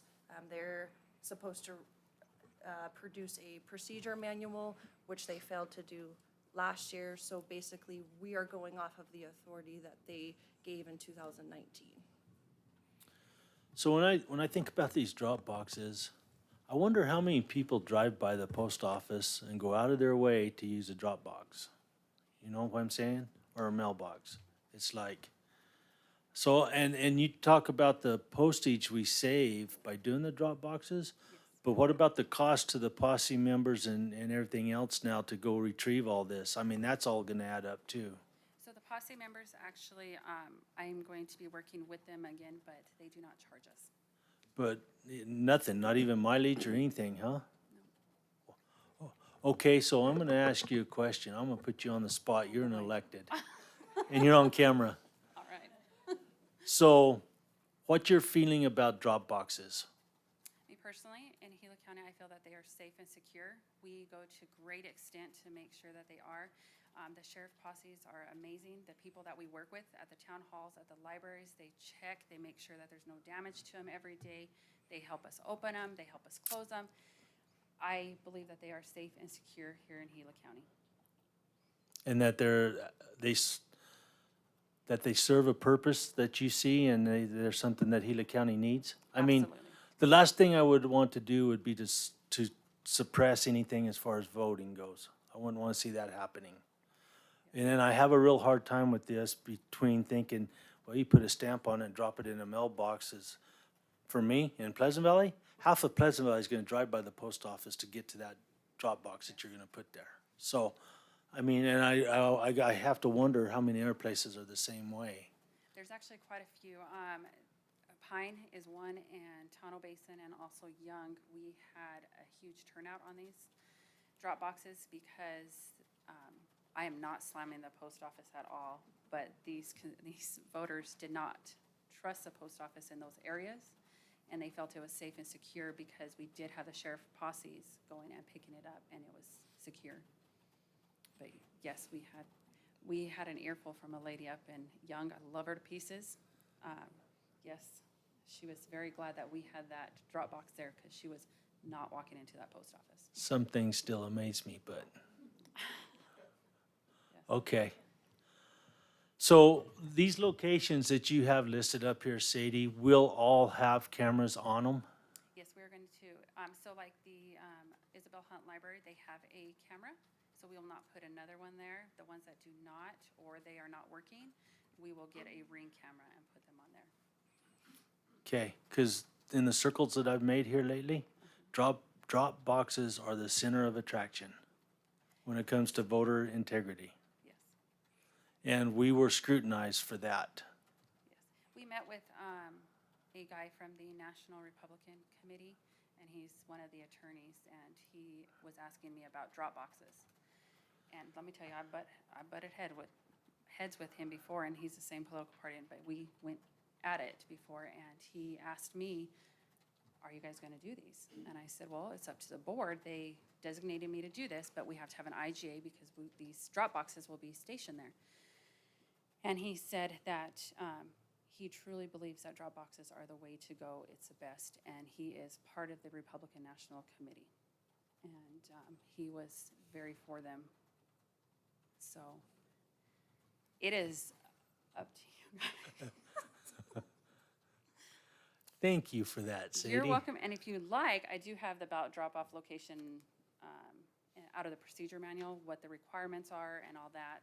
I do have one copy. I can get more, or we can make copies for you guys if you want to see those. I personally don't. These guys might, but I don't. The only thing I would, well, any more comments on this? You good, Tim? Well, if you want me to throw rocks at the post office, I could sure do that with my last campaign, but I don't think, I need to throw rocks at the federal government today, but I'd be happy to if it's necessary to get drop boxes approved. Because I think they're safer than some of the post offices would be. That's a scary thought. Okay, comment. so what you're saying though, overall, they'll all be totally secure. We're not gonna get hammered when we get into these meetings over a drop box somewhere that somebody claims is stuffed or whatever. Well, I've been hammered every single day. Yeah, I was in there's no Stafford, guarantees. and I had my vote shirt on, and yes, I was hammered about drop boxes in Stafford. So you're gonna get hammered no matter what. I'm not a It's fan, election time. I am not a fan of drop boxes. I'm not. And it's like, why people can't get off their duff and go to the mailbox and put it in there and mail it or drop it off at one of our offices. I don't know, especially when they drive by post offices to do this, but I'll entertain a motion. Okay, Mr. Chair. I move to approve an intergovernmental agreement between Gila County Recorder's Office and various entities as presented.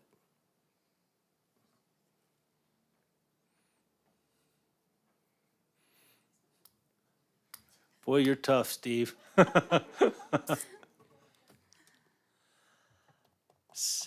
Sadie, this one's on you. I'll second it. All in favor? Oh, the motion and second. Aye. Aye. All opposed? Aye. One opposed, two in favor. Steve opposed. Thank you. And if you Thank guys you. ever have questions or want to look at the So- audit sheets or anything, let me know. So I'm gonna be on KMOG here pretty quick, and you have an open invitation to come with me on that. When is it? Oh, it's not too far off. I'll let you know. As long as I'm not stuffing all these ballots. I'm printing You can them. take a break on that. Well, there's 24,000 that we're going to be printing starting next week. So, thank you. Thanks, Sadie. All right, moving on to J, information, discussion, action to approve an independent contractor agreement, contract number 070-12022-23 between the Arizona Community Action Association doing business as Wildfire and the Gila County Community Services Department Community Action Program, whereby Wildfire will administer funding in the amount of $127,730, which will be used to provide weatherization services, utility repair and replacement, utility deposits, and bill assistance to eligible citizens residing in Gila County for the period of July 1st, 2022 through June 30th, 2023. Melissa, good morning. Good morning, Chairman and members of the board. This is an annual contractor agreement that we have with Arizona Community Action Association. We get what we call ERD dollars for weatherization, emergency repairs, and then bill assistance. The thing that changed a little bit this year was we got a little bit lower amount, 127, so. But they have been good if there's extra within the state to do an amendment for us, so. Thank you, Melissa. Any questions? I have no questions other than just thank you, Melissa, for all the things that you reach for to help our needy constituents.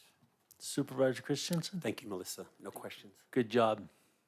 With that, I entertain a motion.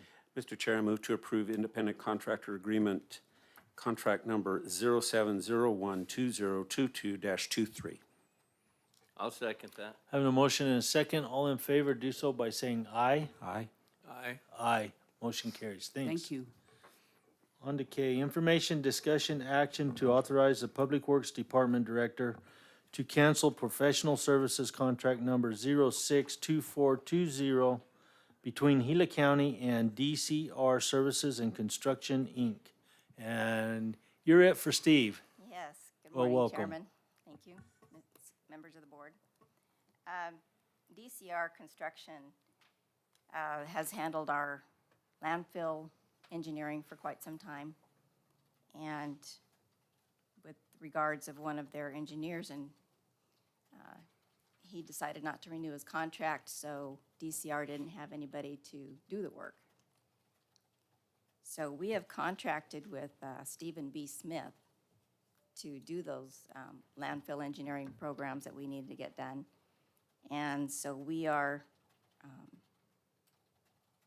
now able to release DCR services from their contract. Thank you, Shannon. Supervisor Chris, or Humphrey, you having questions? I have no questions. I have no question. And neither do I. That'll take a motion. I move to authorize the Public Works Department Director to cancel professional services contract number 062420 with DCR Services and Construction Incorporated. I will second. Have a motion and a second. All in favor, do so by saying aye. Aye. Aye, motion carries. On to L, information, discussion, action to authorize the advertisement of invitation for bids number 052422 granite crushing to 1 inch minus at the 4 Mile Pit in northern Gila County. Shannon, you're it. Yes, so a couple of years ago, we crushed at that same pit, and we got a pretty good price for 3 inch minus. And since crushing is portable crushing anyway, is kind of a premium in this state. With all the regulations, the companies pretty much just don't do that anymore. So, not for the small amounts that we kind of need. So we're hoping to engage a company that will come in. They might have to bring in 2 different crushers to get it down to 1 inch minus. But we're hoping that we can get somebody in there to take care of that for us. And our bid is actually for a per ton price, because we have no idea what the price is going to be. We budgeted $150,000, so if they go over that $150,000 for what we think we're going to need, we might have to rethink it. But we'll see how much we can get out of it. Thank you. Supervisor Humphrey? No questions. Supervisor Christensen? Just one real quick question. So this is considered probably a cheaper way to go than rather just buy it already crushed? Correct, yes. Since it's in such a remote area, and we would have to stockpile it anyway, we would have to do the trucking. It's just expensive that way. Thank you. So we're hoping it's cheaper this way. Yeah, so this is in Young, Steve. That's Oh, what it it's is, for, okay. and it's for the North Road. And so we've done this in previous years, and it works. Anytime we have anything hauled into Pleasant Valley, it's really expensive just because of that trucking. So, yeah, who knows what the price will be, you know? Yeah. So thank you. So with that, I'd entertain a motion. Mr. Chair, I'll move to authorize the advertisement of invitation for bid number 052422. I'll second that. Having a motion and a second, all in favor do so by saying aye. Aye? Aye. Aye, motion carries. Thank you. Mr. Chair, I'm gonna ask for a break before we get into a couple of these. 'Cause they're gonna be Sure, let's take a 10-minute break. We'll come back at 10 to 12. long. Thank you.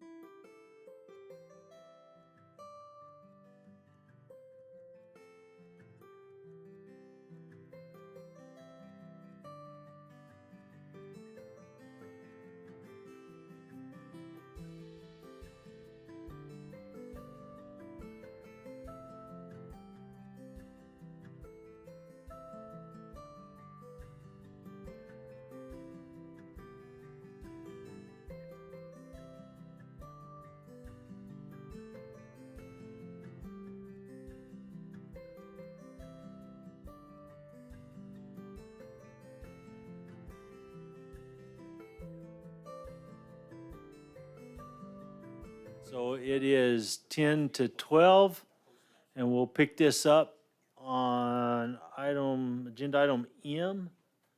Are we still good in pacing? Good to go here. Okay. So information, discussion, action to approve the Campaign Creek Post-Fire Project Grant, HMGP Post-Fire-FM-5835, to buy out 8 properties that are the most flood-prone on Ash Street and Mesquite Street in Roosevelt Estates for a total project cost of $2,080,865 with a federal match of 75% and a local match of 25%, which includes a county share of $343,456, which is 17%, and a property owner share of $176,760, 8%. Dard, you ready for this? Sure. Okay, it's all yours. Good morning, Mr. Chairman, members of the board. I'm glad to be here today. This Campaign Creek Post-Fire Project Grant will allow Gila County to, like as you said, to buy these 8 houses that are some of the most highly flood-prone houses on Ash Street and Mesquite Street in Roosevelt Estates. Structure damage has occurred multiple times in the past, and the earthen dike system along the creek has repeatedly failed. We have attempted to repair it, but this was not constructed of durable materials, and these repairs are only temporary. And they really haven't even held up to moderate-sized floods. Let me just give a little history of this flooding in this area to put it in perspective. If we look at an aerial photograph from 1973, we see that this area along the creek was not developed. I don't have a visual here, but and a subdivision of the plat in that time showed creek banks very wide, taking up a large part of this area. But by the end of the 1980s, the land was pretty much built out, and the creek had been constricted down with earthen berms. Now, after the large September 9th, 2003 flood, an application was made by the county for a grant to buy out some of the houses. And some of these houses actually had walls pushed out by the water, ripped off of the footing, and were not habitable. Others suffered quite costly damage. And they're just not safe for habitation. So there was a buyout at that time that was made. And there were some grant restrictions, though, and not all the houses that were damaged qualified for it. So just a few were bought out, and this was accomplished, give or take a couple of years after that flood. Then when the Gila County Multi-Jurisdictional Hazard Mitigation Plan was developed, a buyout of homes along Campaign Creek was added as a potential flood mitigation project. And this has continued, and it's on the current plan as well. In 2019, the Woodbury fire burned 87% of the Campaign Creek watershed, and the sediment runoff, the sediment has always been a problem with Campaign Creek, but that increased quite a bit after that burn. So Gila County contracted J.E. Fuller and Hydrology and Geomorphology to analyze sediment flow, pre- and post-fire hydrology and hydraulics, and to propose alternative mitigation measures. J.E. Fuller looked at both levies and buyout options. The buyout option involves the acquisition of properties in and adjacent to Campaign Creek to allow the channel to spread out in this area as it had before development of the area occurred. And this J.E. Fuller study concluded that the buyout option was the best and most cost-effective alternative. Now, this current grant proposal has been evaluated using FEMA's benefit cost analysis toolkit and meets the requirements that the benefits of the project exceed the costs. Just a quick rundown of the tasks that will be undertaken with this project. First, we have property acquisition. Now, these 8 property owners have agreed to have their properties appraised and agreed to sell them for 90% of the appraised value. By accepting 90% of the appraised value, the property owners are contributing towards the 25% local match. The county will contract with the title company for escrow service and title insurance and to assist in finalizing the property purchase transactions. The second phase would be demolition of the structures. So the structures will be demolished, utilities will be disconnected, the counties will contract to have all the septic tanks filled in, contract for an asbestos survey, and remediate as appropriate. The county will write up any plans and specs needed for a demolition contract and removal of all private utilities lines such as electric, power, phones, water lines up to the customer side of the meter. The county will bid the demolition work for the structures, including outbuildings and fences and debris removal. Bids will be reviewed and the contract will be awarded. The existing earthen berms along the south side of Campaign Creek are to be removed by natural erosive forces as the properties return to a natural riparian area. The total project cost is $2,080,865. The federal share of 75% will provide $1,560,649 of funding.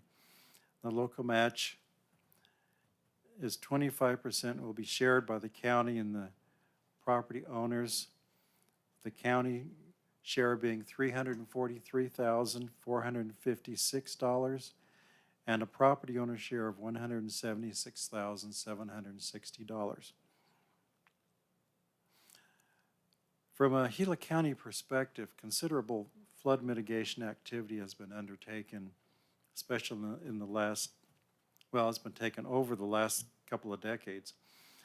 But each of the last 3 years, the dikes have been repaired and the creek's been dredged a couple of times. And as I stated previously, this has been only temporary improvements and have not provided a lasting solution. Gila County, along with other agencies and nonprofit organizations, have helped property owners with emergency actions before and after floods. And these property buyouts are designed to reduce the risk of loss of property and bodily harm, and also to significantly decrease the cost to the county to mitigate flooding in this area in future years.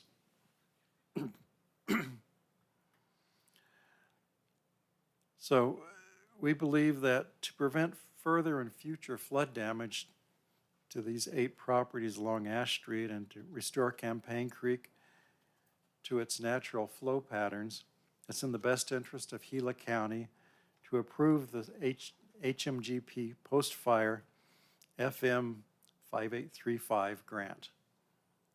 So staff recommends that the Board of Supervisors approve this grant for a total project cost of $2,080,865 with a federal match of 75% and a 25% local match.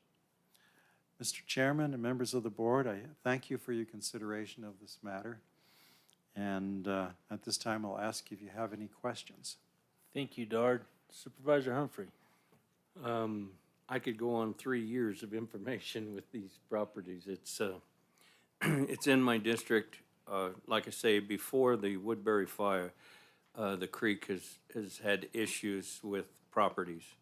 And so since the Woodbury fire, Gila County spent a lot of money in maintaining. We've gone in and dredged the creek to try to train the creek to stay away from the berms, and it's filled in twice that we've dredged it, and we've built berms, and it's gone. And I don't know how many of these 8 houses, but several of these 8 houses I know have had water in them from floods. And so not only that, as we've built berms, then when it rains, the rest of the neighborhood that the moisture wants to run to the creek can't, because we put up berms to save the houses. So then we've had to have part-time or overtime employees sitting there with a pump, pumping the water that we've caught behind the dam to pump it into the creek. And so it has been extremely costly trying to protect these properties over the last 3 years. So I feel as if this would be a good project. I think the money would be well spent, because we're going to continue to try to babysit this creek for the next 3 to 5 years until we get some runoff slowed down.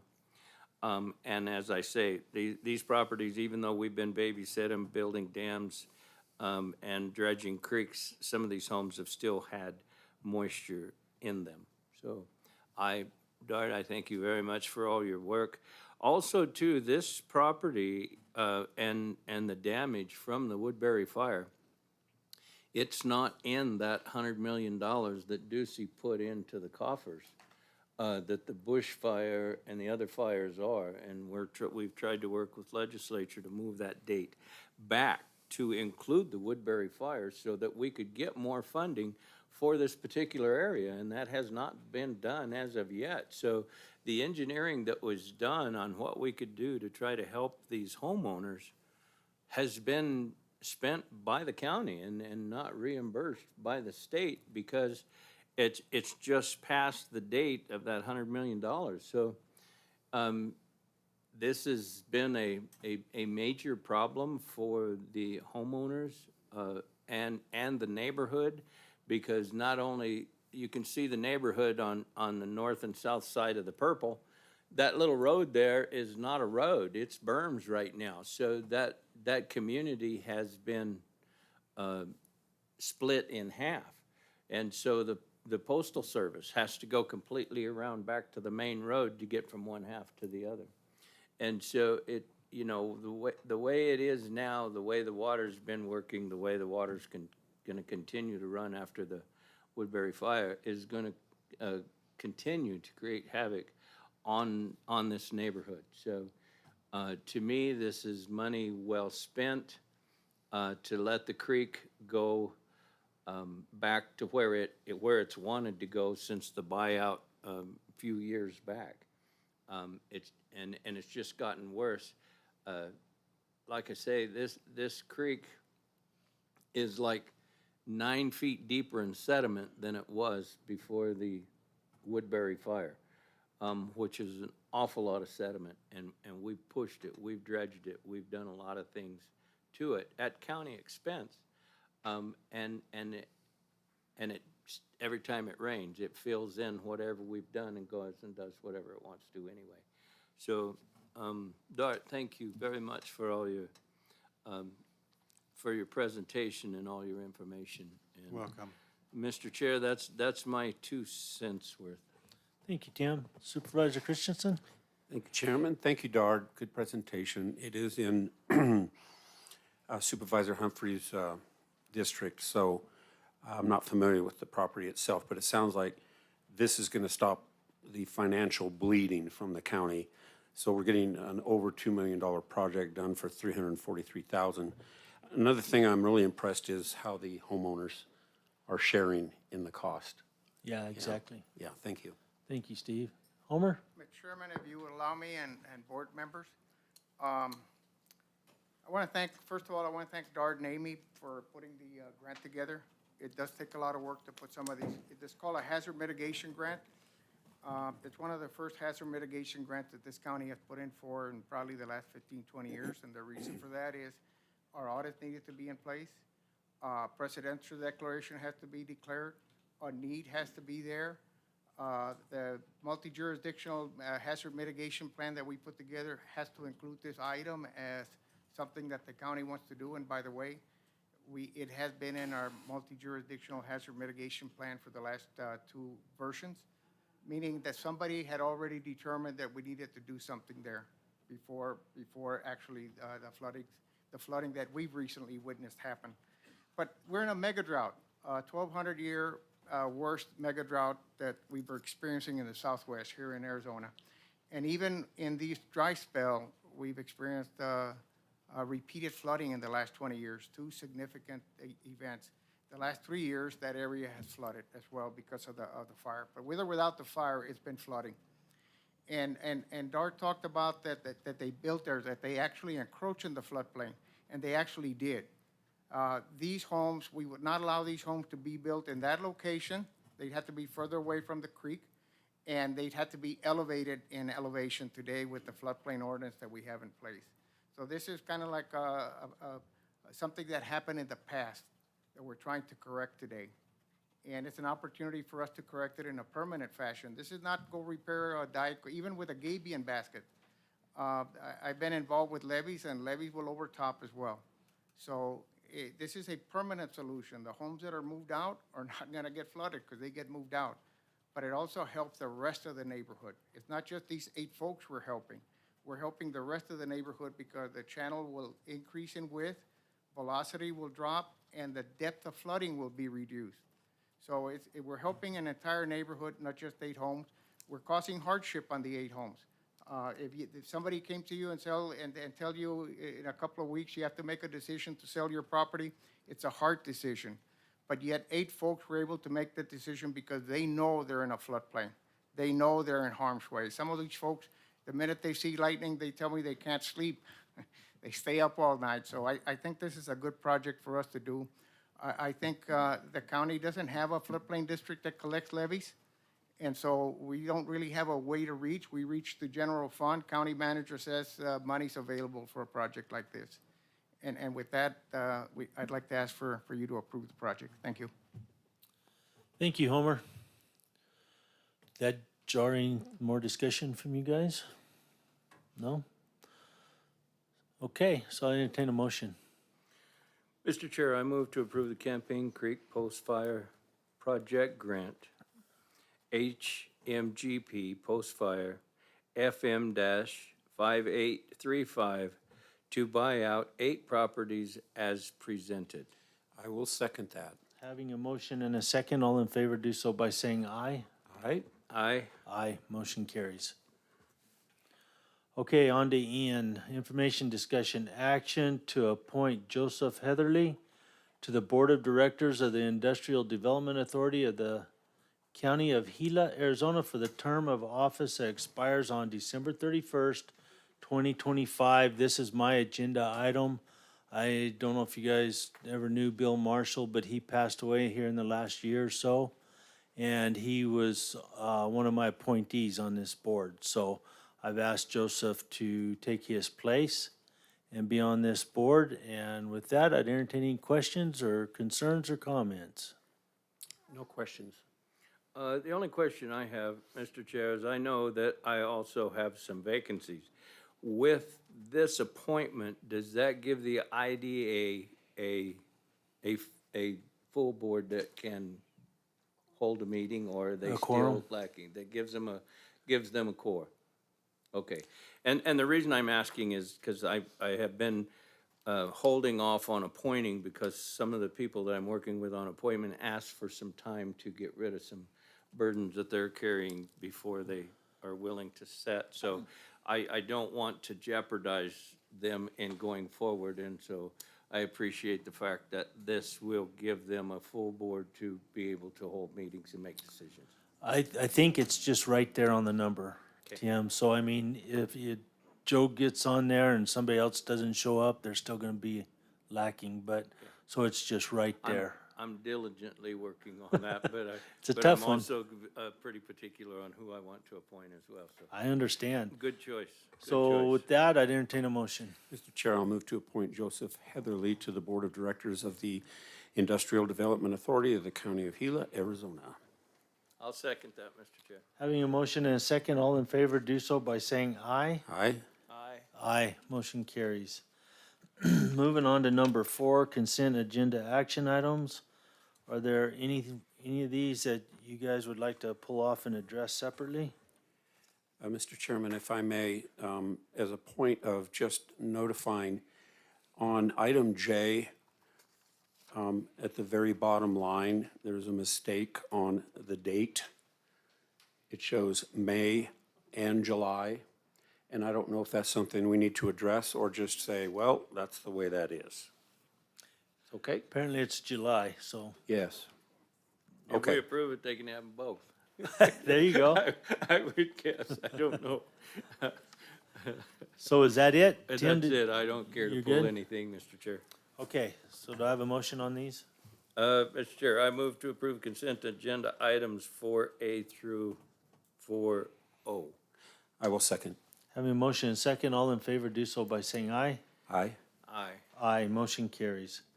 Call to the public. Do we have any public in Payson? Negative. Did you have anybody up there at all today? Just Perry. Okay, thanks. How about on YouTube? And I don't believe we have anyone here.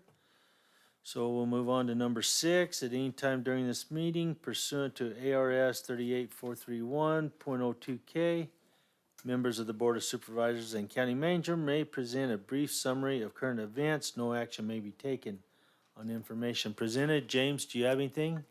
Mr. Chairman, just one comment that the state legislature is required to have a budget in operation by June 30th. So the 9 days or less left that we have a state budget. Nothing like getting your back against the wall. And they're still hammering at each other.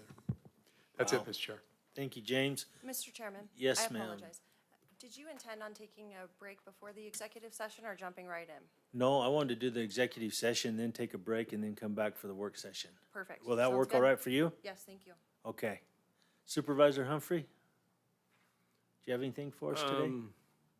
Yeah, I participated in a Gila County Globe Miami roundtable regarding fire and flood kind of preparation for this area. It was nice to hold the meeting with Mayor Gamaros and Mayor Gonzalez to be able to work together with the mayors in our community and work with the public as well.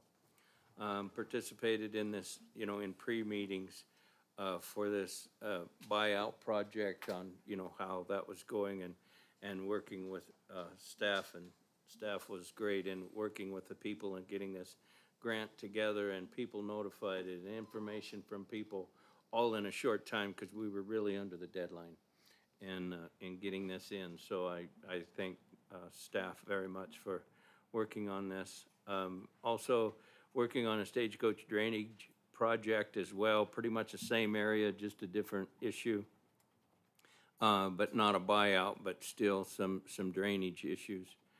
Held a Roosevelt community meeting on the 13th and was on KQSS on the 13th and held a Tono Basin community meeting on the 14th. So keeping up with community meetings and they're doing well. And like I say, after a while holding these meetings, APS shows up, Sheriff's Office shows up. A lot of people show up to address the public, so they've ended up being pretty nice meetings and informative to the public. And so that's all I have, Mr. Chair. Thank you, Tim. Steve? Thank you. On the 8th, I met with a couple of citizens from East Verde Estates about vacation rentals, also known as, Airbnbs. Learned a few things there that I didn't know. And because those are growing in number quite a bit. And so also on the 10th, very special for the Arizona Game and Fish Commission to meet in Payson And so that was a nice thing to be able to attend. It was very well attended. And on the 11th, that evening, we were at the Arizona Game and Fish Banquet Award banquet, which the Discover Gila County was presented with yet another top-ranking award, making it, I believe, 7. Really a fantastic marketing tool that we have done. I want to thank everyone that was a part of that. I was not a part of establishing that, but man, I totally support it. It is bringing so much commerce and benefit to Gila County.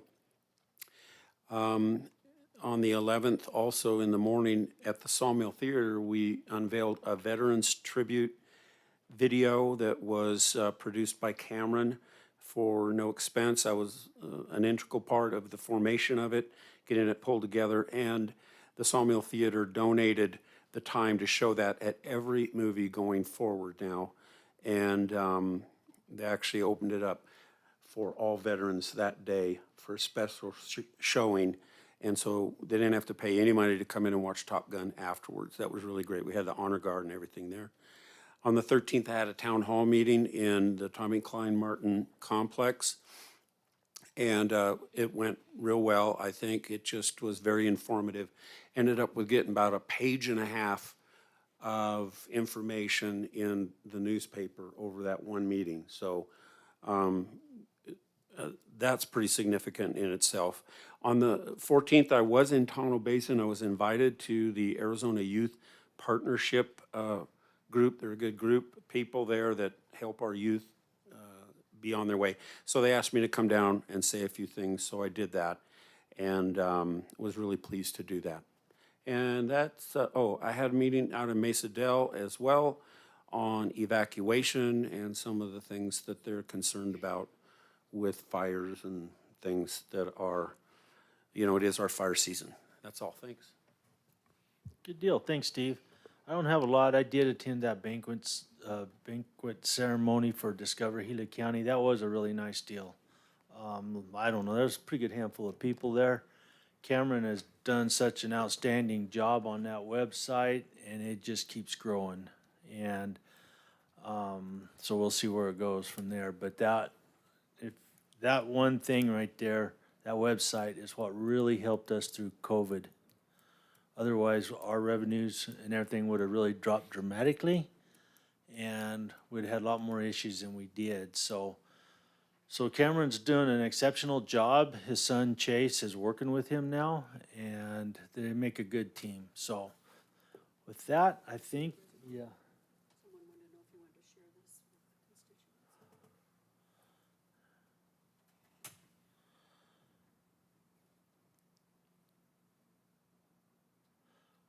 So, no, this is for Wednesday, tomorrow. So it says here, Everyday Brighter Customer Open House, Wednesday, June 22nd. We can help you find assistance programs and other money-saving options. And so what it is, you meet with an APS representative to learn about bill assistance options, including our energy support program. Please bring your Quest EBT card or SNAP card or TANF award letter, or bring other proof of household income, on and on from there. It is Wednesday, June 22nd, 10 o'clock to 2 o'clock at the Bullion Plaza and Cultural Center, 150 North Plaza Circle, Miami, Arizona. So anybody out there wants to attend that, probably be a good thing to go to. So, all right, with that, we will go to 7A, A and B. Information, discussion, action to vote to go into executive session under ARS 38431.03A3 and 4 with the Board of Supervisors attorneys for legal advice, discussion on consultation regarding the request for mediation to assist in the settlement of Rivers Edge Payson LLC versus Gila County, Maricopa County, Superior Court Case Number CV 2021-016013. And I should go ahead and read off item B, right? Information discussion to vote to go into executive session as well pursuant to the same ARS code to engage in discussion or consultation for legal advice with the Board of Supervisors attorneys regarding discretionary funding. And that's with Mary Springer and Jeff Dalton, and I'm sure Jessica's gonna be there. So if I have a motion for that, Yes, I will move to convene into executive session to address items 7A and 7B. having a motion and a second, all in favor, do so by saying aye. Aye. Aye. See you in there.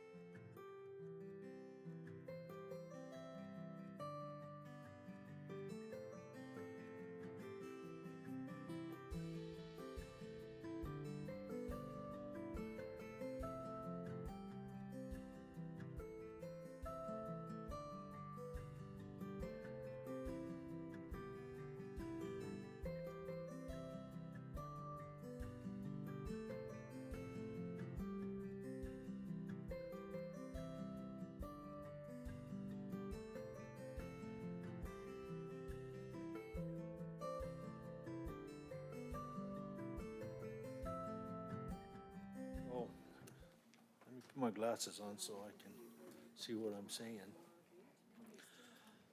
So, I would need a motion on our executive session items, and we'll start with 7A. Mr. Chair, I make a motion that staff and the attorneys proceed as directed in executive session. I will on second. 7A. Motion and second, all in favor, do so by saying aye. Aye. Aye. Aye, motion carries. 7B, under the executive session. I don't believe there's any We don't have board action necessary for. So we're good to go on? Proceed as directed? You don't need to make any action for that. I don't need, we there's no need any action. board action on 8, On 7B? or on 7B. Yeah, 7B, I don't, Okay. There will not be an action. Okay, so no action on 7B, we're good. How long do we want to break to grab a snack and jump into a work session? Somebody better speak up before I do. well, you're the chairman, go right ahead. It's almost 2:00, so we reconvene, come back what? 2:45? Is that enough time? Yeah, 45 minutes? what are we expected on the work session? Do we have like any idea of where we're gonna be? Is it gonna be an hour? It's on ARPA funds. It's on ARPA fund? Okay, yeah, no, I'm good for 45 minutes. 45 minutes? Yeah. Okay. So we'll take a break for 45 minutes. We'll be back here at 2:45 to reconvene. Good? All right.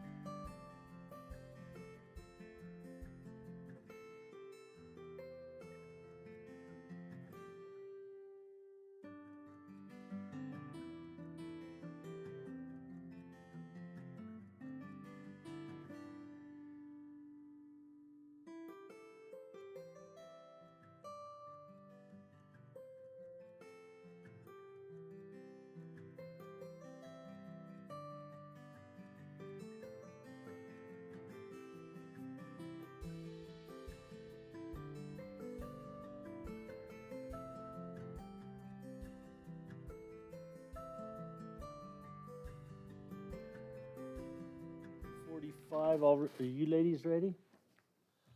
Okay, Payson, we still have you? Perfect. Yep, we're good. I will reconvene this meeting and we'll start with 8A, which is our work session. Information discussion regarding allocation of American Rescue Plan Act funds to county projects. Mary, you are it.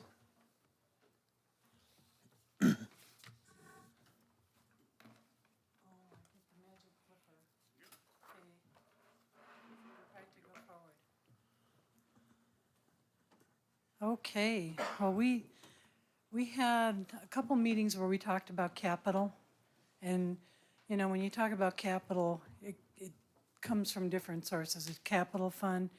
We have American Rescue Fund plan. We've got our total allocation of $10,492,363. We got the second tranche a couple weeks ago. So we have those funds sitting there to talk about how do we spend them. And one of the things that did change with the final rule, I'll backtrack just a little bit. There was an interim rule that very narrowly told us how we could spend these funds. The final rule kind of expanded that and allowed general governmental services for up to 10 million of your allocation. So of that 10,492,363, we can use 10 million to support general government services. Ooh, that's a little bit of an eye test. So instead of reading the whole list of dates, I'll really focus on the bottom two. December 31st, 2024. That's the date that we have to have all these funds allocated as far as